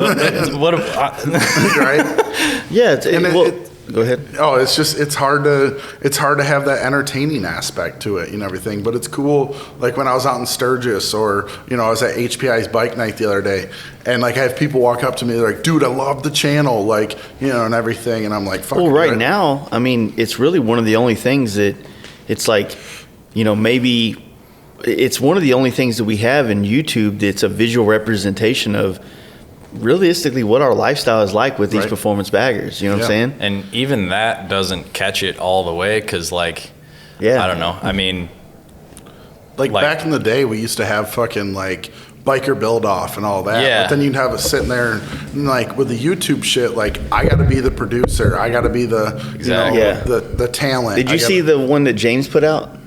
The video? Yeah. Dude, that was sick. Oh, fuck, I think that's like kind of with his that's like with his video and everything. On this last video, you'll see how I filmed it different, you know. So a lot of my riding videos, I was using the 360 cam, and then it's like after seeing him how he filmed it and watching that video, you watch my latest video, and then it's like a lot more of like the GoPro in my hand getting different shots, and you know, it's just watching him doing how he did it and everything. So it kind of changed my aspect of it. I think we talked about on that podcast we did the recap when. Or I know that we did when he showed up to the shop. We all were like, dude, because he had just released that video like 2 or 3 days before, and we all said like, man, like I got kind of emotional watching it because it wasn't like because it was some profound video that you know was going to get an Oscar or a YouTube Oscar, but it brought you back. Yeah, it brought you back to it, and then I was like, man, if there was just a way for it to have been able to capture the partying that we did. Or just not necessarily like raging partying, but just the way we all hung out and kicked it, and not been fake. Yeah, you know, then it would have been like it would have got a fucking YouTube Oscar. You know what I mean? Yeah. And that's I get it, man. That was cool because like I hung out with you guys on about the second half of that trip. Like I seen you guys in Sturgis a couple times, but you know I was kind of doing my own thing. You guys were doing your own thing and shit. But then it's like I bought it in about halfway through on your way home and shit. But that shit was fucking awesome. Yeah. You know, like just hanging out, having that big crowd. We'd have a bonfire bullshitting, or we'd be fucking sitting down at Chili's. Dude, watching all of Steve's stuff, I had the FOMO so bad because I was like sitting at work and Steve's like sending me Snapchats of riding through fucking Colorado, and I'm like, God dang it, dude. I don't want to see it, but I want to see it at the same time. That ride home was 100% unplanned. Yeah. It's like I met up with you, and then it's like, what are you doing tomorrow? And I was like, I don't know, where you guys going tomorrow? You know? And then it's like, all right, fuck it, I'll go to Dallas, because then like, you know, I pretty much rode back with you all the way till 20, 30 minutes from your house. And I split off and I stayed with my aunt in, you know, Fort Worth. And then from there, I'm like, all right, fuck it, I'll hang out here for a couple days, hang out with them, and then it's like, well, I want to see Mark. Like, I've never been this close. Like, I can't like go not see him. Well, and your goal was to hit 50K while you were out there too. Yeah. So you're like sitting in Dallas, and you're like, okay, I've got 1,300 miles until I'm at 50K, and I got to do this and this, and I'm gonna go see Mark, and it's gonna be this many miles down, this many miles back, and then it's like I got down to Mark, and then he's like, oh, yeah, if you're going to go like that way, he's like, dude, that Notches Trace Parkway. He's like, that's a pretty cool road. So I looked it up. I'm like, all right, well, fuck it. It's kind of on the way back. So I just headed that way. Yeah. And then I got up to Nashville, and I was like, all right, either I go home from here from Nashville, and I'm going to be about 100 miles short of my 50K goal, or then my buddy's like, dude, come to Raleigh, North Carolina. So I'm like, all right. I went to Raleigh for a couple days, and then from there we went to Virginia. And then from Virginia, we had a little small PA camp out. Our PA camp out, is just kind of, it's not like something that we crazy advertise or anything like that. No, it's just like a lot of bunch of friends. Yeah. And then so I hit that on the loop home, and then I was like Ohio, and then I was home. Yeah. So. Yeah, it was rad. It was like we were still like I've moved on with my life, and he was still living Sturgis. Yeah, we were all like, Steve, when are you coming home? And he's like, I don't know. I'm going here today, and I might go here tomorrow. We're trying to recruit him for Texas. But like, honestly, fucking, you got to do that shit sometimes. It's like you can have your moments, your itineraries, and your goals of what you want to do on a trip. But sometimes just have those fuck it trips. Have those ones where you're like. I even had it at HPI bike night. I put it on my Instagram. I'm going on HPI bike night. It was 250 miles away. There's some people that rode from fucking Wisconsin to come down there. They're like, we don't know what we're gonna do tomorrow. We got the whole weekend. We're just gonna figure it out. We'll wake up in the morning. Yeah. If we hang out around here and ride with you guys, cool. If we head to this place, cool. Like, it don't matter. Like, sometimes you got to walk in a situation and just not have a plan, and some of the best shit will fucking happen. Yeah, I agree. It's like, even, I don't know, keep going back to the Laconia trip, but to go out there, and I mean, we had like 3 things that we wanted to do while we were out there. At some point during the week, we want to see this, ride this, do this, and everything else from there was just like. What's like? I'm good. I just killed this bottle of fucking pink Moscato. I still got a little bit of my tall boy left. I'm good. Another thing I wanted to talk about, like, I see a lot of the builds that people are doing are all brand new bikes and everything like that. And I don't want it to discourage people that have the older frames to not build their shit. Cause like Steve will tell anybody, like, that King that I had, I mean, that thing would hang with all the fucking new bikes, like, no problem at all. I mean, once you get the chassis figured out. That King smoked my 124. What was it, a 105 cubic inch? Yeah. John Walker Performance. Me and him raced like the 124 when it was all running good. Fucking smoked it. And it handled like a motherfucker. Yeah, and that's the thing is, I mean, we would go handlebar to handlebar. I mean, splitting lanes. I mean, just doing shit you shouldn't be doing all the time. And with anything we do, whether it's building stuff, shop stuff, riding, I mean, Steve and I just constantly like push each other to like just be just a little bit better. And I don't know, I don't want people that have, an 08 or an 06 or whatever to be like, oh man, I got to fucking take out a $30,000 loan or whatever. My machinist proved that point. Yeah. With his bike is that's 02. And he is his bike's pretty nice. He is a completely different mind than the average person. But I mean, that's one of the smartest motherfuckers I've ever talked to ever. I've been talking with them, and people are like, well, what are you going to do to your bike next? What are you going to do to your bike next? I'm like, fucking leave it. Like, I'm done. I'm sick of throwing money at this thing. So I've been talking to these guys. I was like, I really want to build like a 2003 Road King. I just want to like start with whatever, an 88. And I kind of want to do like kind of like a naked, type King, but do like performance. Wait. Mark my words. Steve and I are going to end up both building Road Kings, because I have an 01 Road King that's been in my family since it was new, kind of got passed down to me. We're going to end up building Kings together, and you're going to see Steve's take on a king and my take on a king. 'Cause, And I don't know when it's going to happen or when it's going to come out, but it's going to fucking happen. You were looking for a frame recently, though, right? I got it. That was kind of for the SS&F side covers. Yeah, you needed a mold to make his older side I ended covers. up getting a section of a wrecked frame. I just got with the side covers. So I'm going to try to get those, busted out pretty soon. I kind of got like a little bit of a prototype going right now. Mm-hmm. I got to borrow his Road King and then get it because I don't have a 08 and down chassis to get the side covers to it. But I mean, if you get a set done, I'll throw them. That's my Road Glide right there, too. I'll throw them on the Road Glide and stuff. Well, that's an 07. I just got to make sure everything works. So I kind of made like a little paper template, and then it didn't quite. Just looking at how the frames are now, there's going to be a couple little changes I got to do. Yeah. So, but yeah, like he's saying, nothing wrong with trying to do like an older bike.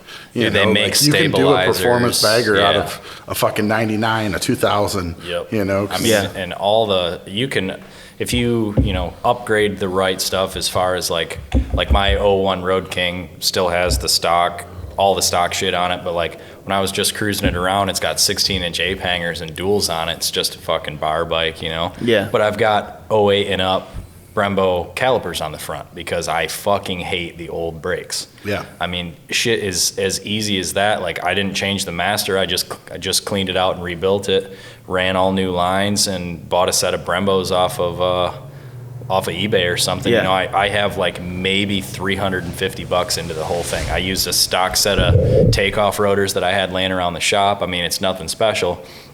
And even on those stock rotors, it works way better than the 99 or 2000 to 2007 brakes do. Yeah. I'm in a position now with my bike where I really need, especially with the motor now, I want to like figure out how to start working on braking a little bit better. Like find what's the next step up braking from the stock Brembos.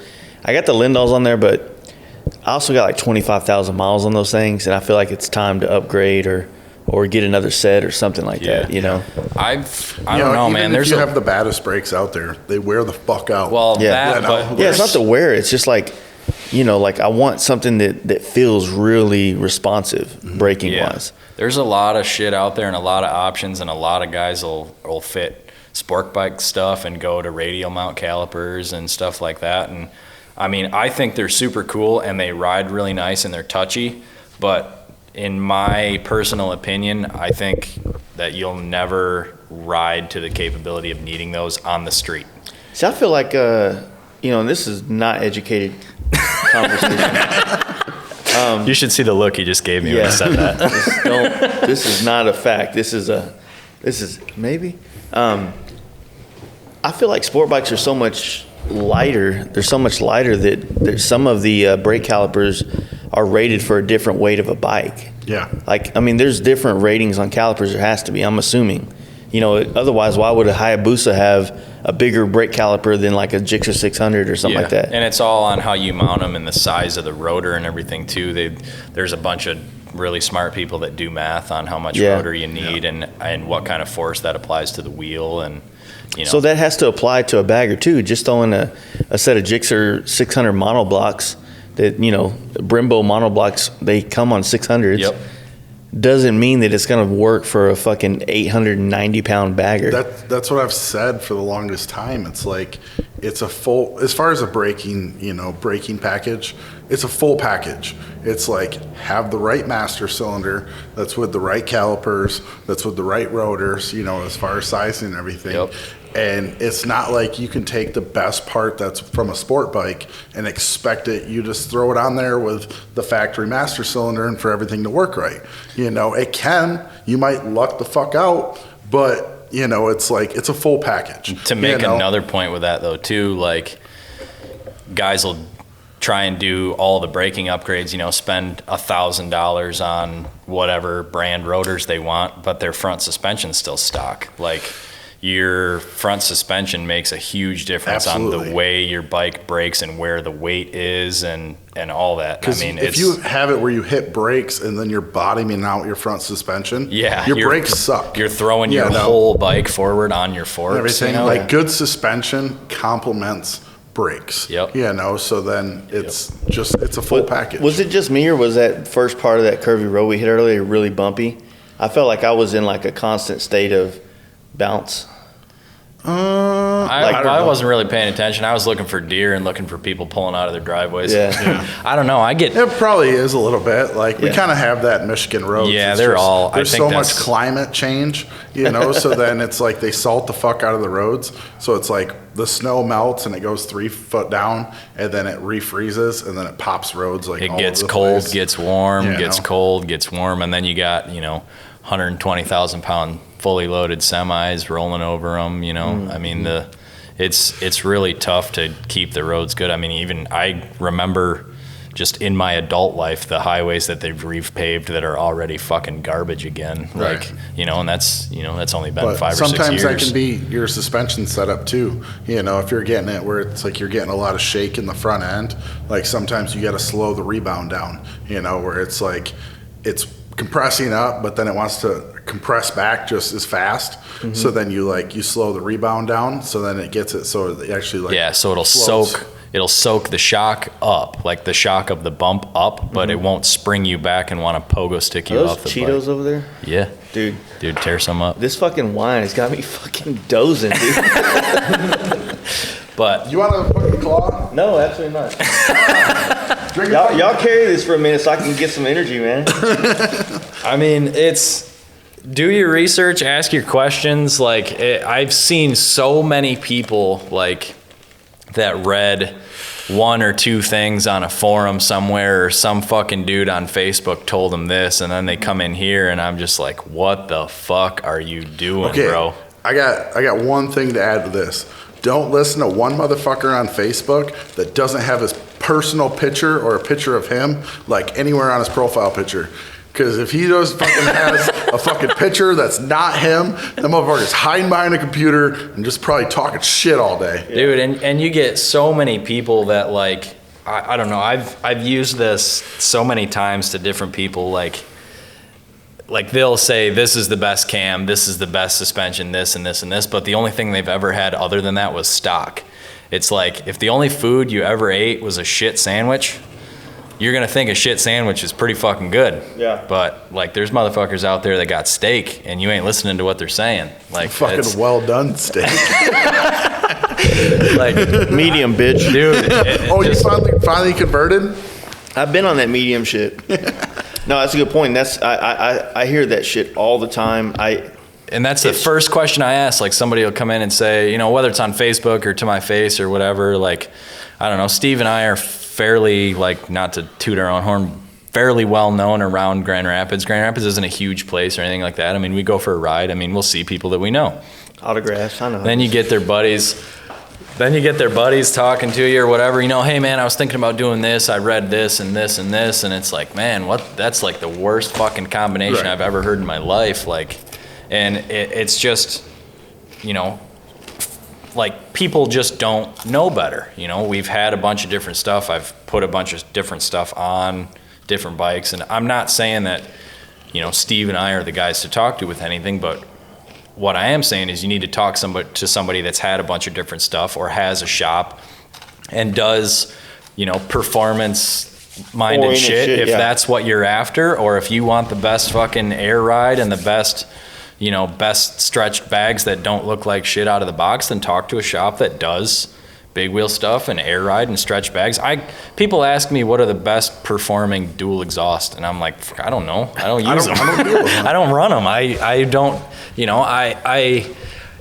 I'm so honest with people to a point that I'm sure it probably costs me money because people want to do. Yeah, and that's why people are not honest. Yeah, people will want to do a certain thing. Like, I want to spend $8,000 on this motor built, but I want to run my stock exhaust with, 5.5-inch fucking tab performance mufflers. Like, dude, it's gonna kill your entire thing. Like, I don't want you to waste the money on all that. If you want to do that, if you're stuck on that exhaust setup, then do a set of bolt-in cams and some fucking push rods and get the thing on a dyno and tune it and be done. Yeah. Like, and that's whether it's a fault or not. I mean, that's how I feel about it. I don't want somebody to spend all their money on something and then be disappointed because that's the problem Facebook told them that YouTube, it's supposed to make this much. Yeah, it's the problem with YouTube and all the videos everywhere because you know how many I looked at every YouTube video to the point where YouTube started suggesting every new YouTube video for 131s, right? And up until like a week ago, every video was just the bolt-on kits. It wasn't a crate motor. It would even say crate motor. And it was 131 crate on it, just as a clickbait thing. Yeah. And even like you look in the comments, like, I thought you said this was a crate motor, and it's like, you know, that's how fucking sad some of these YouTube channels are where they do this clickbait shit. Right. That's one thing I really try to do, like on my YouTube channel. Like it might help me out more if I try to do some clickbait shit, but like I just, in my description or the title, like just try to like describe it right. You know, if people want to look at that video and everything, I don't want them to get at the end of the video and be like, wow, he was full of shit. You know, well, like I don't want to be portrayed as that person. Yeah, and I mean, Steve and I are the same way in this. Like, I don't know, I'm not doing any of this shit to be famous or anything. Nobody that owns a fucking bike shop is famous, you know? I mean, other than fucking Jace from the Fast Life Garage. No, fucking Steve is right there, dude. You said it right in front of him. But how like, dare you? I don't know. You got like 50,000 followers by now? No. Nah, dude, I might have hit 40 though. I think you're like 39K, bro. I checked yesterday. Dude, I was. Give my phone real quick and see if it has a thing. I was like 5 followers away from 140K. I just want like to do the best shit and put out the best stuff, and like I just want to be fucking real. Yeah, that's exactly right. I want to do cool stuff, and I want other people to go do cool stuff and meet people on the road. Like when we were out east last year, like we were walking in front of the fucking Tower Hill Tavern, and some dude off the street was like, "Yo, are you Steve Chamberlain and Charlie Rock?" And I was like, whoa. Is this what it feels like to be Chase? Yeah. But no, like, dude, one of the coolest things I ever had had a person say to me one time, it's like, you are the same person. I need 13 followers, bro. Whoa, look at that. Oh, man. I'm gonna unfollow you. So, no, but I had it in person, or somebody goes to me, they're like, dude, you are the same person, like in person, that you portray yourself online. Which to me, like, I was like, fuck yeah, dude. Like, I don't try to be fake to somebody. Yeah. You know, I just am who I am. I drink too much, I fucking party, I like, go fast. And YouTube shit because we thought that other people would think what we were doing was kind of cool. Right. Know? And like, that's kind of like my way to, you know, help this performance bagger thing. Like, and you got your podcast. Yeah. This is your voice. It's like my YouTube. And it's like, not like, look at me, look at us. Like, I don't take it that way anyway. Like, that's not how I am. It's, I want other people to go. You know what I really want to see though? You know, like my insecurity, if you will, if all the fans out there would help both me, Steve, and you, Charlie, and the rest of us OGers, is every time they like post pictures of like whatever that bagger race that's going on up in Laguna Seca or whatever, and all these other people that are corporations and all this shit tapping into performance baggers, I want everybody to just comment, I don't see any of the real performance bagger dudes on here. Right. You know, just troll those motherfuckers and let them know what's up. Because that's like fucking, I've ridden with Rusty, you know, Black Charlotte. Dude, that motherfucker rides. Yeah. You know, like, out of anybody I've rode with, and like, you know, between him and between fucking Mark, fucking Rusty, like, gave me a run for my money. And then we joked around about trying to get Rusty into that for performance bagger fucking thing and everything, which he was down. He's like, I'll go to Cali, I'll fucking go ride it and shit. And then they're like, no, you're not in drag specialties, you know, you're not like the elite and everything. I'm like, I don't know, I think fucking Rusty would give you a run for his money on his bike that he fucking goes and wheelies around the country and shit. Did you see that fucking Indian they built? Yeah. Dude, that shit was gay as AIDS, dude. Dude, it had a lot of ground clearance. It had a ton of ground clearance, but dude, look at the... It looked like a chopper. Look like at a long front end chopper with like a 13-inch front wheel.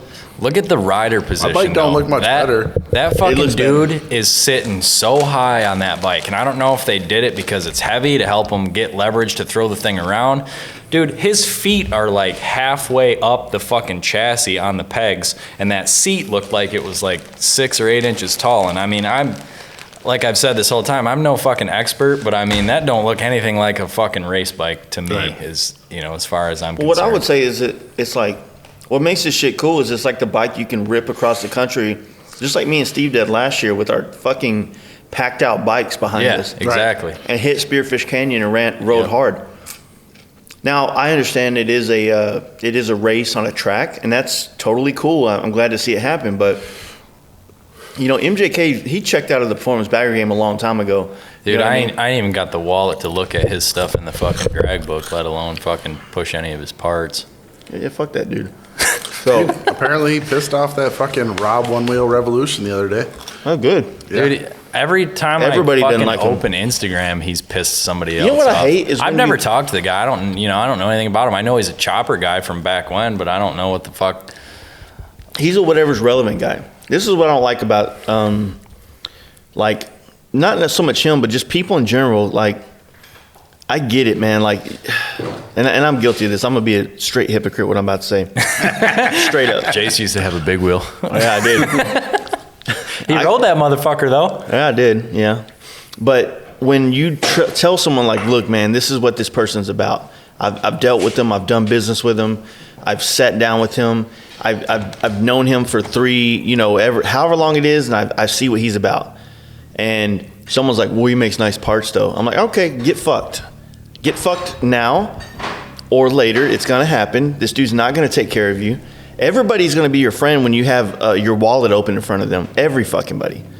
It's what happens when the wallet shuts, and now you need customer support. Now you need all those other things that are part of this process of doing business with somebody that is not going to be available to you." Yeah, regardless of if it's a bike, a car, a fucking airplane, whatever, Yeah. I mean, the customer service after the final product is as important Yeah, as... it's part of the product. Dude, because, like, new customers are going to pay you money, yeah, but, like, retaining customers, I mean, you do a good job if you're any sort of a shop, like paint shop, fucking, performance shop, whatever. That person's going to tell his friends are going to see their shit, even if you get one guy from it, doing real good customer service to somebody, he tells his buddy, he tells a buddy, onesie twosie here or there. Next thing you know, you got a fucking massive customer base and you're backed up fucking 8 weeks and everybody and their brother wants a helmet or a motor or whatever else. Well, our industry's not big enough for you to act like everybody's a one-time customer. Exactly. I mean, and I say this again in air quotes, the performance bagger scene is like, I don't know, maybe fucking 10% of the entire motorcycle scene in the country. Like, maybe. Not even. Maybe I mean, 1%. Maybe. Right. We know, like... We're the new 1%ers, brother. Hell yeah, brother. Hell yeah. I mean, we know, like, most everybody in the game, but, I mean, there's people in the shadows that ain't said nothing or done anything like The dude that. in Dallas that you told me about that had the fucking gym and everything that did the workout stuff. Yeah, Steve I didn't know that Chamberlain. fucking dude was in Dallas. Right? It's like sick as shit. Yep. Yeah, 131, fucking. He has a 131 in Dallas? Yeah. You're not the first, bro. And I know his was a straight crate motor because he had his stock one that was basically brand new for sale. But dude, that guy, good ass dude. Because I put on like my Instagram and shit. And this is what I love about the fucking community. I put on my Instagram. I was like rebuilding my bike after the accident, and I was looking for some stock parts. I'm like a fucking rear peg, and peg mount.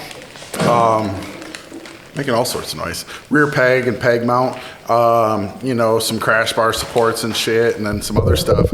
And he was all like, "Dude, I got it. Fucking pull it off. Like, what's your address? Ship it to you." Yeah. I had a couple people with that, and I'm like, fucking sick. And then, like, I broke a brake line on mine, stupid moment. But then he messaged me. He's like, I'm pulling off my brake lines, and I'm doing these custom ones for my inverted front end and my Brembos right now. And I was like, "Can you overnight it?" He's like, "Dude, I'll have it in the mail fucking within an hour." I'm like, fucking sick. Just straight hooked me up. But I hope everybody didn't hear me eating Cheetos. Oh, you ate all them Cheetos. Dude, they're so good. They're the best. You know what the best thing is? Somebody else bought them. But no, dude, fucking like our performance bagger, our FXR, our fucking Dyna, like I'll fuck with all of it. Yeah, for sure. It is we're kind of all, wrapped up on the same. just because I'm a big ass dude, so I just ride a bagger. I wish I could fucking ride a Dyna or a Sportster or something. Dude, I'm even cheaper. too big for a Sportster. Like, I look like a monkey fucking football in that thing. And I But- mean, you got 3 inches and fucking 100 pounds on me. But like the whole community behind it, I fucking love it because it's like, you know, I do on this big ass road trip around country and people are like, you know, I even had it in Virginia Beach, you know, fucking not try to sound whatever. Influential. But it was like, hey, people Ambassador-like. I was rolling into Virginia Beach. My buddy lived there. And I'm like, hey, put on my Instagram. I'm like, you know, he's like, yeah, let's go for a ride. And then C-Dub, who's now with Bare Knuckle Paul, he's like, hey, we're going to Sanctuary. And so I'm like, all right, fuck it, you know, bike night at Sanctuary, 7 p.m. I'm rolling in there and fucking had a bunch of people like, you know, ended up showing up there, just random bike night, fucking gave them about a 2-3 hour notice and shit. And then people walk up, they're like, hey, this is my name. I'm like, yeah, I'm Steve Chamberlain. And they're like, yeah, we know. And I'm like, you know, I'm not trying to sound like that person because I still want it to. Damn, I can't wait to go there in New York with you. No, but Dude, there's going to be red carpet, Dude, can you get me in? Dude, I know Steve Chamberlain. I don't want to sound big-headed like that or anything like that. Look, but like that shit's... Me and Steve together. That shit's cool to me where it's like, you know... It's an awesome feeling, We're though. such It really a is. tight-knit community that it's like, you know, I don't follow everybody, you know, and everything that's ever talked to me. But it's like, you know, you start seeing this or you ask for a helping hand and people are there and they're like, fuck yeah. Well, and you're like, what do I owe you? And they're like, don't worry about it. Just pay it forward. To play off that, sorry. Go ahead. To play off that, like, I mean, people you have on your podcast, like, I don't know, in the performance bagger community, we're like, man, those are the fucking big name dudes and everything like that. Like Ryan Cruzy.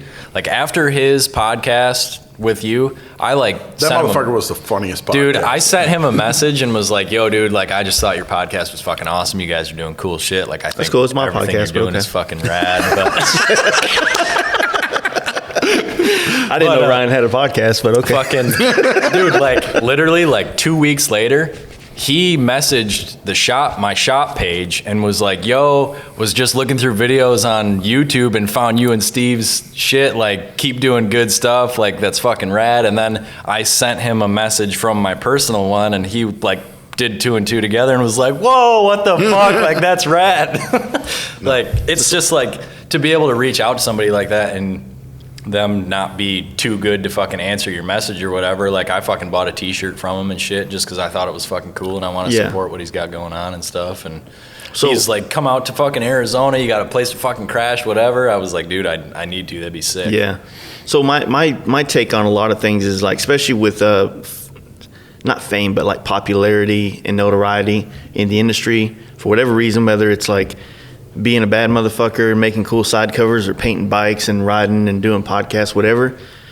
I try to reflect a lot of this attention on the other people in the industry as well. You know what I mean? Like it's not just about, you know, like I have my moments. I mean, anybody, I'm prideful about my efforts in what I've done for, you know, some of this performance baggers, but I know that it's not what I did. It's what we all did. No. And so, you know, I like to, you know, do my. We've been talking about Craig. You are kind of a big deal, though. I was like kind of anxious to be on here today. Like I was like, wow, this is fucking sick. Like this fucking dude's coming to my shop and we're gonna do a fucking podcast that like, you know, 1,000 fucking people might listen to Maybe. or more. Like that's, I don't know. Or you just play it over 100 times. 17 people later. Yeah. No, but I just think that's fucking rad, and I think you do a good job as far as like, you know, reaching out to people and having all kinds of people on and having good people on multiple times, you know, Steve and, you know, Proper Baggers and whatever else, like having people on 2-3 times and doing like tech talk shop ones and then doing like, yo, these are all the people that were in Sturgis. We're sitting around a table. Here's a loud fart. Like, I'm sure that's happened. It did, for sure. But no, I mean, it's the same thing. It's like, you know, Steve's been hanging around for a while, but I mean, not Steve, but Craig. You know, Craig's putting in work to I don't think he's trying to be somebody. He's just, this is who he is, and he found a scene and a group of people from, you know, pretty much border to border. Yeah. You know, and he's just doing rad shit. Therefore, I want to fucking shed light on that. I can't shed light on every dude that's, yeah, exactly. You know what I mean? It's just like you can't follow every dude. I don't have enough. Dude, I had a dude hit me up, and he's probably listening because I think he is. He's like, sorry. And he's like, hey, man, I love your podcast, blah, blah, blah. And I'm like, thanks, man. I appreciate that. You know, and there's usually a lot of, you know, stories that come along that I really have a hard time they have a story that's this long, and I'm probably holding up my fingers between like 8 and 10 inches. Is this about right? Damn, that you've been telling her that's 8 inches? Yeah. That's 8 to 10. You got a 12er. So, and sometimes they're fucking like, you're like, whoa, wow, that's fucking crazy, like, to tap into that, whatever. But this dude's like, yeah, I love your podcast, man. He goes, what do I got to do to be on it? I'm like, fuck, man, I don't know how to answer that, man. It's not that he can't be on it at some point. Yeah. But like, man, I'm not driving around like this is Publishers Clearinghouse, like showing up. You get to be on the Fast Life podcast. Come on down. Dude, that was a really good voice. You should do your intros like that from now on. Probably should. I'll probably get more ad revenue. No, it's so hard to fucking, cater to everybody. I try to cater to everybody, but it's like I can't. I try to. You can cuss on this thing. You don't have to cuss. I know you can't cuss on YouTube, but you can cuss on the Fast Life podcast. And it's all about like where your trips line up and who you are already friends with and everything. I mean, like, dude, I'm fucking like nobody. I work a 40-hour-a-week day job and do the shop shit on the side. Yeah, like, but you're a part of the scene up here, right? And like, okay, I could totally just come to Grand Rapids and do another podcast with Steve. He's a friend. He's daily becoming bigger in what we do. Just me. But I mean, like, you're right here too doing it. Same reason why I try to bring my friends on in Dallas. Like, fucking James is a banker. But one of the fucking best talking motherfuckers I've ever heard on a podcast, Yeah, and so it's rad. That's the point I was making. It's rad that the way you're doing this and going around. And I mean, maybe it's okay. Yesterday I had on the guy that runs the HD museum, and we had a long talk. And now here you are. You got 5 years into this shit. This dude's been doing this shit since the '80s, but it's all good. You're welcome. It's year number 6, but whatever. What's your Patreon name? But we all have different perspectives on where we're at. Like, we always keep saying performance baggers, but like, I'm gonna back it up, and it's performance Harley. Yeah. It's, I don't give a fuck if you ride a Softail or fucking anything. Like, the whole, like, going out, we're doing trips, we're slaying miles, we're fucking making badass bikes. Because it's like, we can all do this shit on stock bikes and be like, well, all right, this broke, what about my warranty? Yeah. But we get in there and we're like, fuck the warranty, I'm going to make it sick, we're going to do what we're going to do, and we're going to figure it out as we go. And, And to grow it even more so is all about effort. Like, the last time Craig was up here, like, he was telling me, like, dude, if I'm trucking through, bumfuck Egypt or whatever, and I know so-and-so lives an hour and a half from, the route or wherever I'm going to stop, he's like, I'll drive the hour and a half down to go see him just, because it's cool. He's like, I like to do cool shit and everything. I mean, he was giving me examples, all kinds of different shit he's done. And I don't know.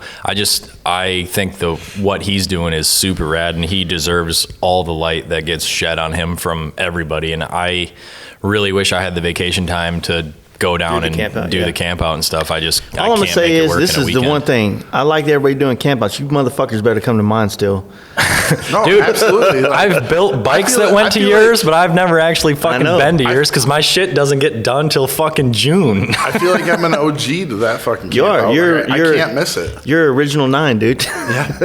Not quite, because you guys had the one little like test camp out before I went. Yeah.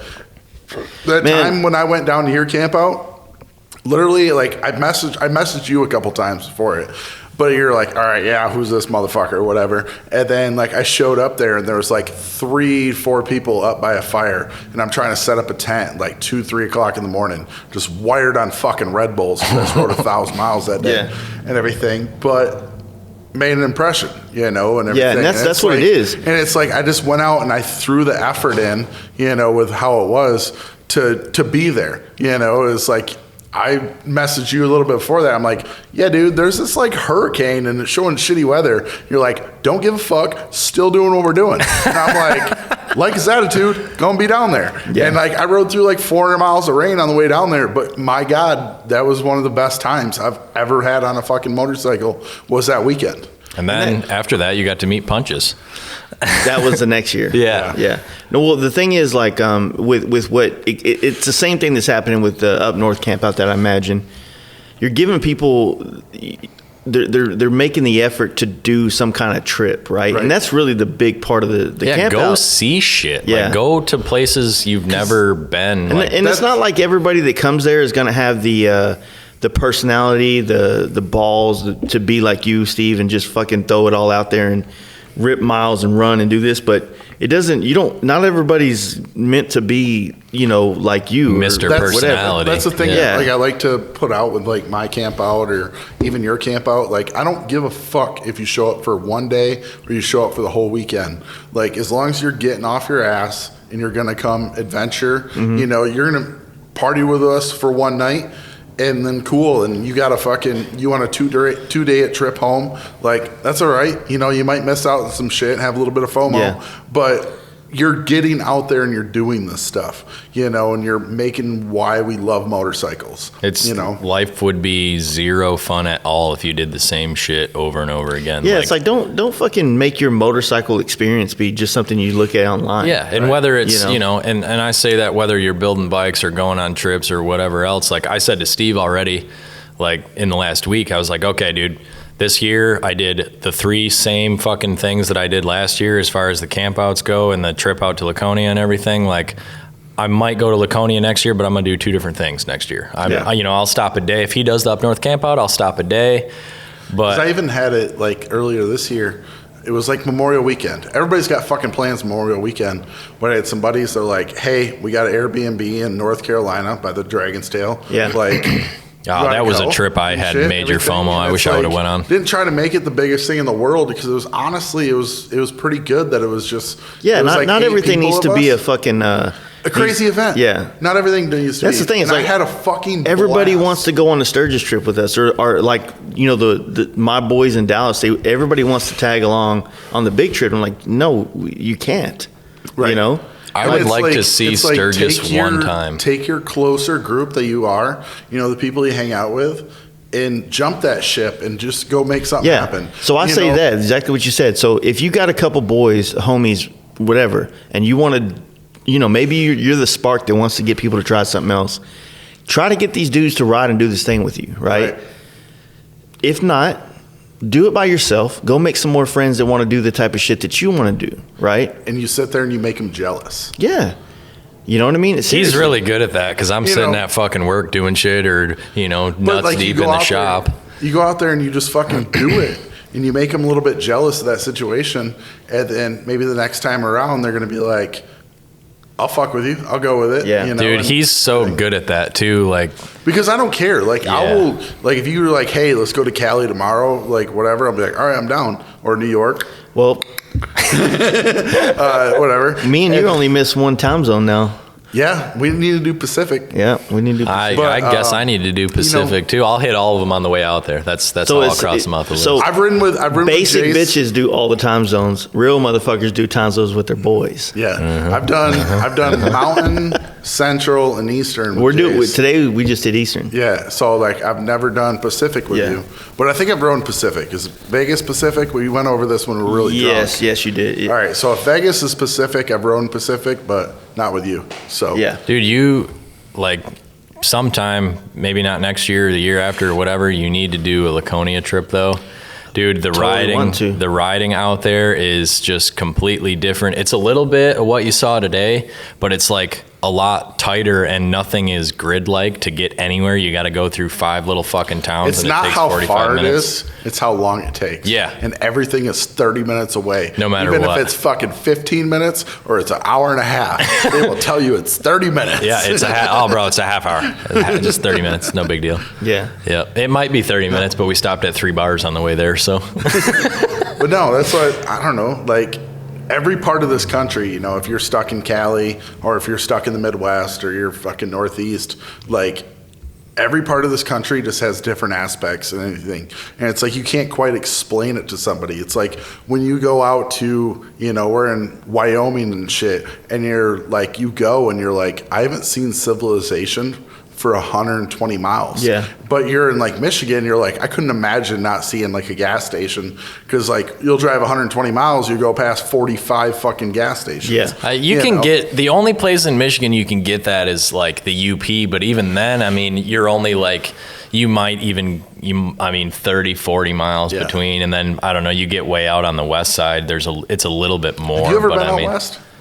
Like out west of the country? Like fucking past. Yeah, I've been to Phoenix before. Okay. Well, like I haven't but ridden like going out there, through but I've been Wyoming, out it's there. like, dude, you hop on the highway and you're like, I got 3/4 of the tank. We'll get gas, and the next thing you know, you're sitting there, you're going, fuck, dude, am I gonna run out? My light's on. Yeah. Like, where's the next fucking gas station? And then you Google dude, it, I you're seriously like 25 miles. I want to take Cruzy up on that offer though. Like, I would love to ride Arizona, not in the fucking summer, but like just. So here's the deal. The ride out there. there. They're the extreme opposite of you guys. So for you to go right out there and want to enjoy it, you need to go when there's fucking 12 feet of snow on the ground here.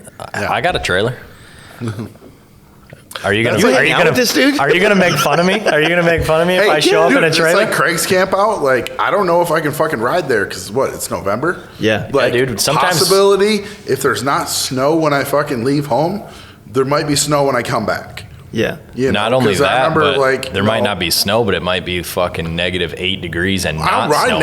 -8. I don't give a fuck. But it's like, but it's Everything's the hard same to, after 20 below or It's 20 kind of hard to degrees. fucking ride when there's a foot of snow on the ground. Like when your car's slipping and sliding, you're going to crash a motorcycle. I might have to come get you. Yeah. No, but like I would really love a out west trip, like something where I could just take like 2 weeks off or something and go see some cool shit. There's so many people out there I want to see. I'd love to fucking make it out to Cali, stop by like John Jessup's shop. Like, He's moving. He'll be down the street here pretty soon. that'd be sick. He's moving to Maryville. Really? Mm-hmm. No shit. Signed the papers. Good Yep. for him. Nice. Good for him. I'm glad to see it. Yep. So I mean, Cali's going to be a weird place for probably a while. I would just want to do it, to see the definitely a people place, and do yeah. the ride. And I'd love to ride fucking, the Pacific Coast Highway and shit like that and see the redwoods. Dude, you're 25, right? Still? Yeah. So you got plenty of time, man. Yeah. Well, you It's say that just- now, but before you know it, man, I'm fucking 30, 35, Yeah, so whatever. pull out for one. Don't settle down with the first one. Make her wait 8 years unless you're married already. No. Okay. And put bikes before bitches, man.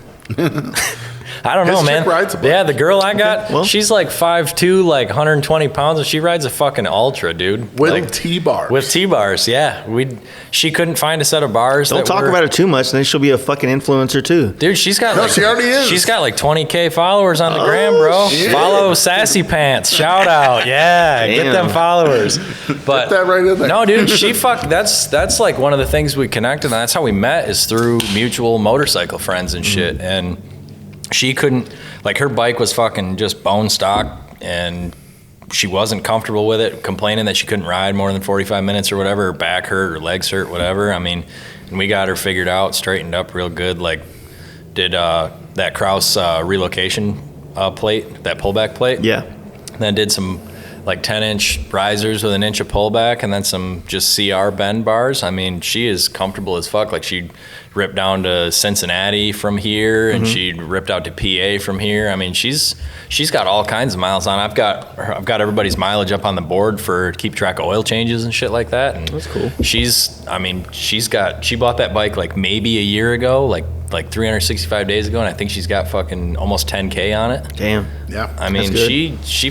she's a real deal as far as riding goes. I mean, she's all for So it. there's all the no time. reason, even more no reason why you shouldn't be doing it. Oh, dude, she'd be all for it if I called her up and said, "Yo, we're going to fucking Cali next week. We're gonna stay here and at this place and this place and this place." She'd be fucking game on. Yeah. Because that's like the thing with motorcycles. Like, you don't need to go and have these crazy trips and we got to go all the way to Cali. Like, dude, there's some cool shit within 4 or 5 hours of your house. I don't Yeah. give a fuck where you're at. Then 4 or 5 hours, you can go have a fucking badass weekend with some buddies. And sometimes you just need to grab the reins and be like, hey, I'm going here. You down? And people are going to be like, Next thing you know, like, you're about ready to leave and people are like, all right, fuck it, let's go. Even more than that, like, I mean, you and I have done 1,000 a day. You've done it a few times, like, easily. Never got a patch. Yeah, I know. We need to do a ride 1K in a day. I wouldn't thing. sew it on shit anyway. No, fuck all these other people, man. If we should do it. We should do everything for ourselves, man. Like, do a patch deal where everybody that is doing it, they get a special one from Is the like drinking team gonna have special patches? for sure. You know what I mean? Like I was talking with Kyle about this. Like, why the fuck are we going to support other people's shows that more or less talk shit about performance baggers when we can just we have enough between me and Steve and Proper Baggers and Insta having Kyle and all of us. We have enough influence in this thing to where we can all pull together and put on a real more or less mixer for like the performance bagger community instead of like going to piggyback on other people's shows who really don't give a fuck about the scene. Or, like, or even claim to with, be like, performance stuff and build shit that's a show bike that never gets fucking ridden. Yeah. You know? Because it's like, even with my camp out, dude, I was fucking proud of this shit. My camp out, Friday night, we had 100 bikes there. Fuck, dude, easy. I mean, You know, and it this was, is the second year it was. Yeah. It was But, fucking like, huge. I had a spread from, New York City to somebody from Florida. Fuck, we had Texas like 15 people, states or something Cali. like that. Wilson Taups came out from fucking Wyoming, Yeah. which I didn't know he was coming. Dude, it that was bike like, he's got is fucking rad, dude. fucking, I didn't know he was coming because he's like, oh yeah, heading to camp out, which I'm like, the same weekend was the FXR Jam in Cali, the West Coast FXR Jam. So I'm like, oh yeah, he's heading there. Motherfucker rolls up. I'm like, what? And I was so stoked to see him. Yeah, that thing's got like a 127 in it or something, doesn't it? Yeah, I think he blew it up. Oh, that's he's got a new lowrider S though. He fucking bought from Copart. Sick. Fucking, he's making some new parts and shit. So Nice. Can't wait to see what he pulls out. And that's the thing, man. Like the camp outs are a good thing that is a way for people to get out of their comfort zone. And the thing is that like if you haven't been to one, you're gonna want to go to all of them. Yeah. So don't pick. Just go to mine, then go to Steve's, then go to Craig's. Because like Don't go to the one that's fucking convenient. Go to the one that's go not to the convenient. farthest one. Have the fucking adventure that goes with it. Go to the farthest means a one. lot Like you more were to- saying, get your boys, get your 2, 3, 4 dudes or whatever that you can fucking, if you can bang out the first 3 gas stops without taking your helmet off, then you can really fucking lay down some miles. I mean, if you look at the map and there's anything within 1,000 miles of you, without speeding, you can make that in one day. Yeah. It's gonna That's suck a what little I tell bit. a lot of but people on like a long mile day, like what he just said. If you can bang out your first 3 gas stops and you just push yourself, the rest of the day is gravy. dude, that's what we did going out to Laconia this year. Fuck, we didn't leave here till 6 o'clock at night, and we stayed in a hotel at the New York border before fucking midnight. Yeah. And the whole next day, we got up, rolled out of bed like 8:30 or something. Fucking first gas stop we got to, Steve and I are eating breakfast sandwiches in the fucking parking lot, just dicking around. We're like, we only got like fucking 600 miles to go. Like, this is gonna be an easy fucking day, blah, blah, blah, blah, blah. Fucking deer. And then Steve hit a deer. Yeah, that was crazy. We were on our way to I think we were on our way to I think the you're Smokies. doing, the North Yeah, Carolina I trip. remember you saying that you fucking looked at the pictures and just felt sick. You're like, I don't know what to do. Do I go there or what? Yeah. Yeah, dude, imagine fucking watching Fuck it that happen. deer. But whatever, shit happens, made the best of it. Like I didn't make them guys fucking wait around. I'm like, fucking continue on. I wouldn't anyway, I'll sit fuck in the you. hospital by myself. I don't give a fuck. I got fucking Instagram, fucking hanging out with people. I got some videos to edit. Yeah. He made a video in the hospital. I uploaded like fucking hospital internet, nuts. I fucking go to upload that. I try to upload this shit at my house. Try to upload a YouTube video. It takes like an hour and a half. Like I just gotta like have my shit sitting there, don't touch it. Fucking I'm in a hospital, like 10-minute video. Dude, that motherfucker uploaded in like 2.5 minutes. It's like, I'm like, what the fuck? But Yeah, dude, it was this year has been ups and downs and changing for sure. I'm glad the fucking weird shit happened during a COVID year instead of like a normal year where everything's open, because I guess shit was all closed down out on the East Coast and shit too. I mean, we would have got some cool riding and everything, but I mean, you couldn't have fucking gone and done anything. that's been the weirdest thing, because I can't even count how many states I've traveled to since COVID. Like your camp out, and then I did a North Carolina trip. Now he's gonna try and count. He's on his toes already. I tried to make it to Laconia, made it to New York. I did the loop, just being in each state, which me and you experienced this, on the way home. It's like Colorado, like wear a mask on the fucking streets. And then it's like New Mexico, like only eat outside. And it's just so weird seeing how COVID has affected each state differently. Like Even we'd roll into a new state and not be like, Yeah. well, what's the rules here? We don't know. We just hear from people that are around us. Even town to town around, like you go fucking 15 miles down into Grand Rapids and they won't let you in the gas station without a mask on. And up here, it's like fucking COVID doesn't even exist. Like nobody's fucking worried about it. Like shit's just, I don't know. It's weird and I don't know who to believe. And this is going to start being a fucking Joe Rogan podcast, all kinds of conspiracy theories and shit going on. No, it is weird. It's weird how different it is. Like I think Illinois is the same way New Mexico is. You have to eat outside in a tent or whatever. They don't let you eat inside anywhere. You can eat inside here, but it's just like every other table and every other booth and stuff. And like when we went up, we did a UP trip a couple weeks ago, just an overnight, like did 1,000 miles in a weekend. I mean, but it was fucking just cool riding, seeing stuff, beautiful. We camped up there. We went to the local bar in town and they had just outside seating and everything. But I mean, I don't know. I try and go and make the best of it and shit. Like my uncle owns a restaurant and I know that this has been a struggle for everybody. So I don't know. I try and fucking give the extra couple bucks for a tip and buy, take out food here or there just to try and keep the fucking places going and everything. I mean, a bunch of places in Grand Rapids closed. Like, I don't know, man. It's weird. It's sad to see like how many places were like so on the brink of already failing, you know what I mean? Like it's just that a couple months fucking just does that, and like the bills don't stop and anything like that. It's really fucking sad how that shit is. Yeah, it is.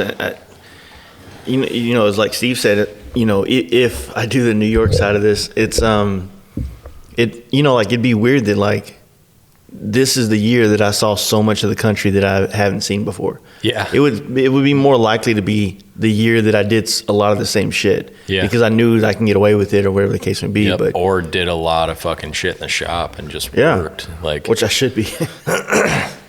But no, I mean this is the closest I've ever been in New York, I think, or pretty close. Well, let's go. So, and here's the deal. It's not that it's the closest to New York. It's the closest to New York when you could go to the Indian Larry Block Party. You know what I mean? Yeah. Right. And I really, what I was struggling with was I didn't know if I wanted to go because of, I don't really want to see New York in some kind of haphazard state. You know what I mean?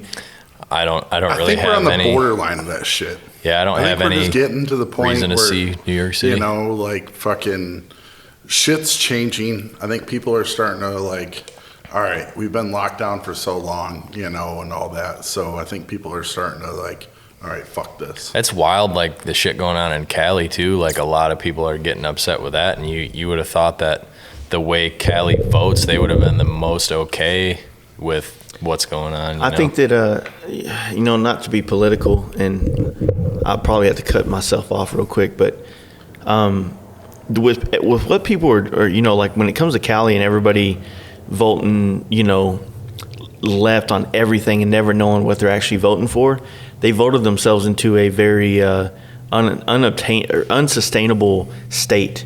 You know what I mean? Mm-hmm. With finances and things like that. And now that people are leaving and jobs are leaving, that place can easily turn into another Detroit very quickly. And it's very sad because it's such a beautiful place with so much culture and more like recent history for us, like 100 years worth of shit. But I mean, if all these industries end up leaving and businesses leave because they can't open shops, and restaurants leave because they can't open restaurants, and then everybody's like super woke there, and everything's got like someone pointing fingers at it. It's like, the rest of the country's like, hey, come here, fuck that shit. And it's hurting the rest of the country as far as getting parts and shit go. Like, dude, drag has been out of stock of shit that I've never seen before. Like, fucking people come in and want to order a seat or a set of pipes or anything, and it's like, well, before I even tell you the price, I gotta fucking look and see if it's in stock and when the back order date is. Fuck, I've had a couple of people that want fucking road sofas from Saddleman,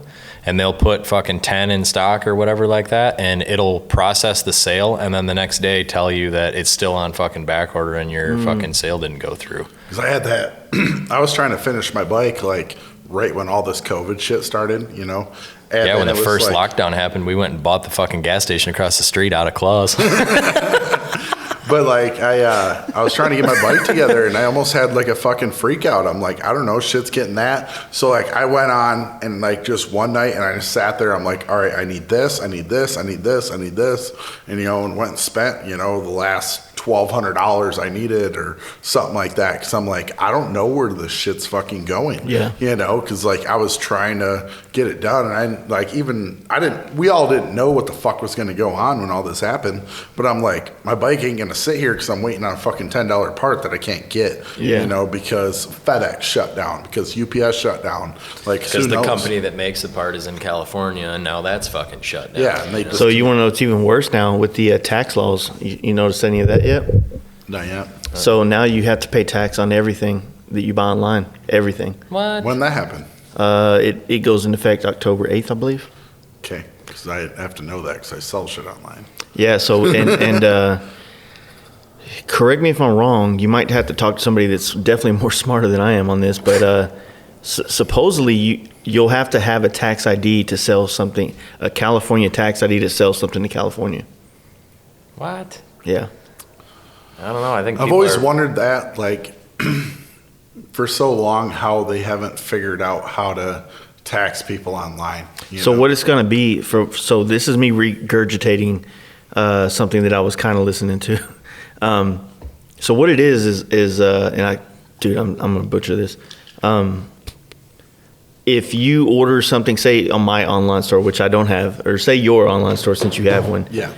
Whatever the state is that you order it tax on the service fee. So all the apps and all the different places like PayPal and Shopify and all these things, they put the charge on there so it never actually goes into your account.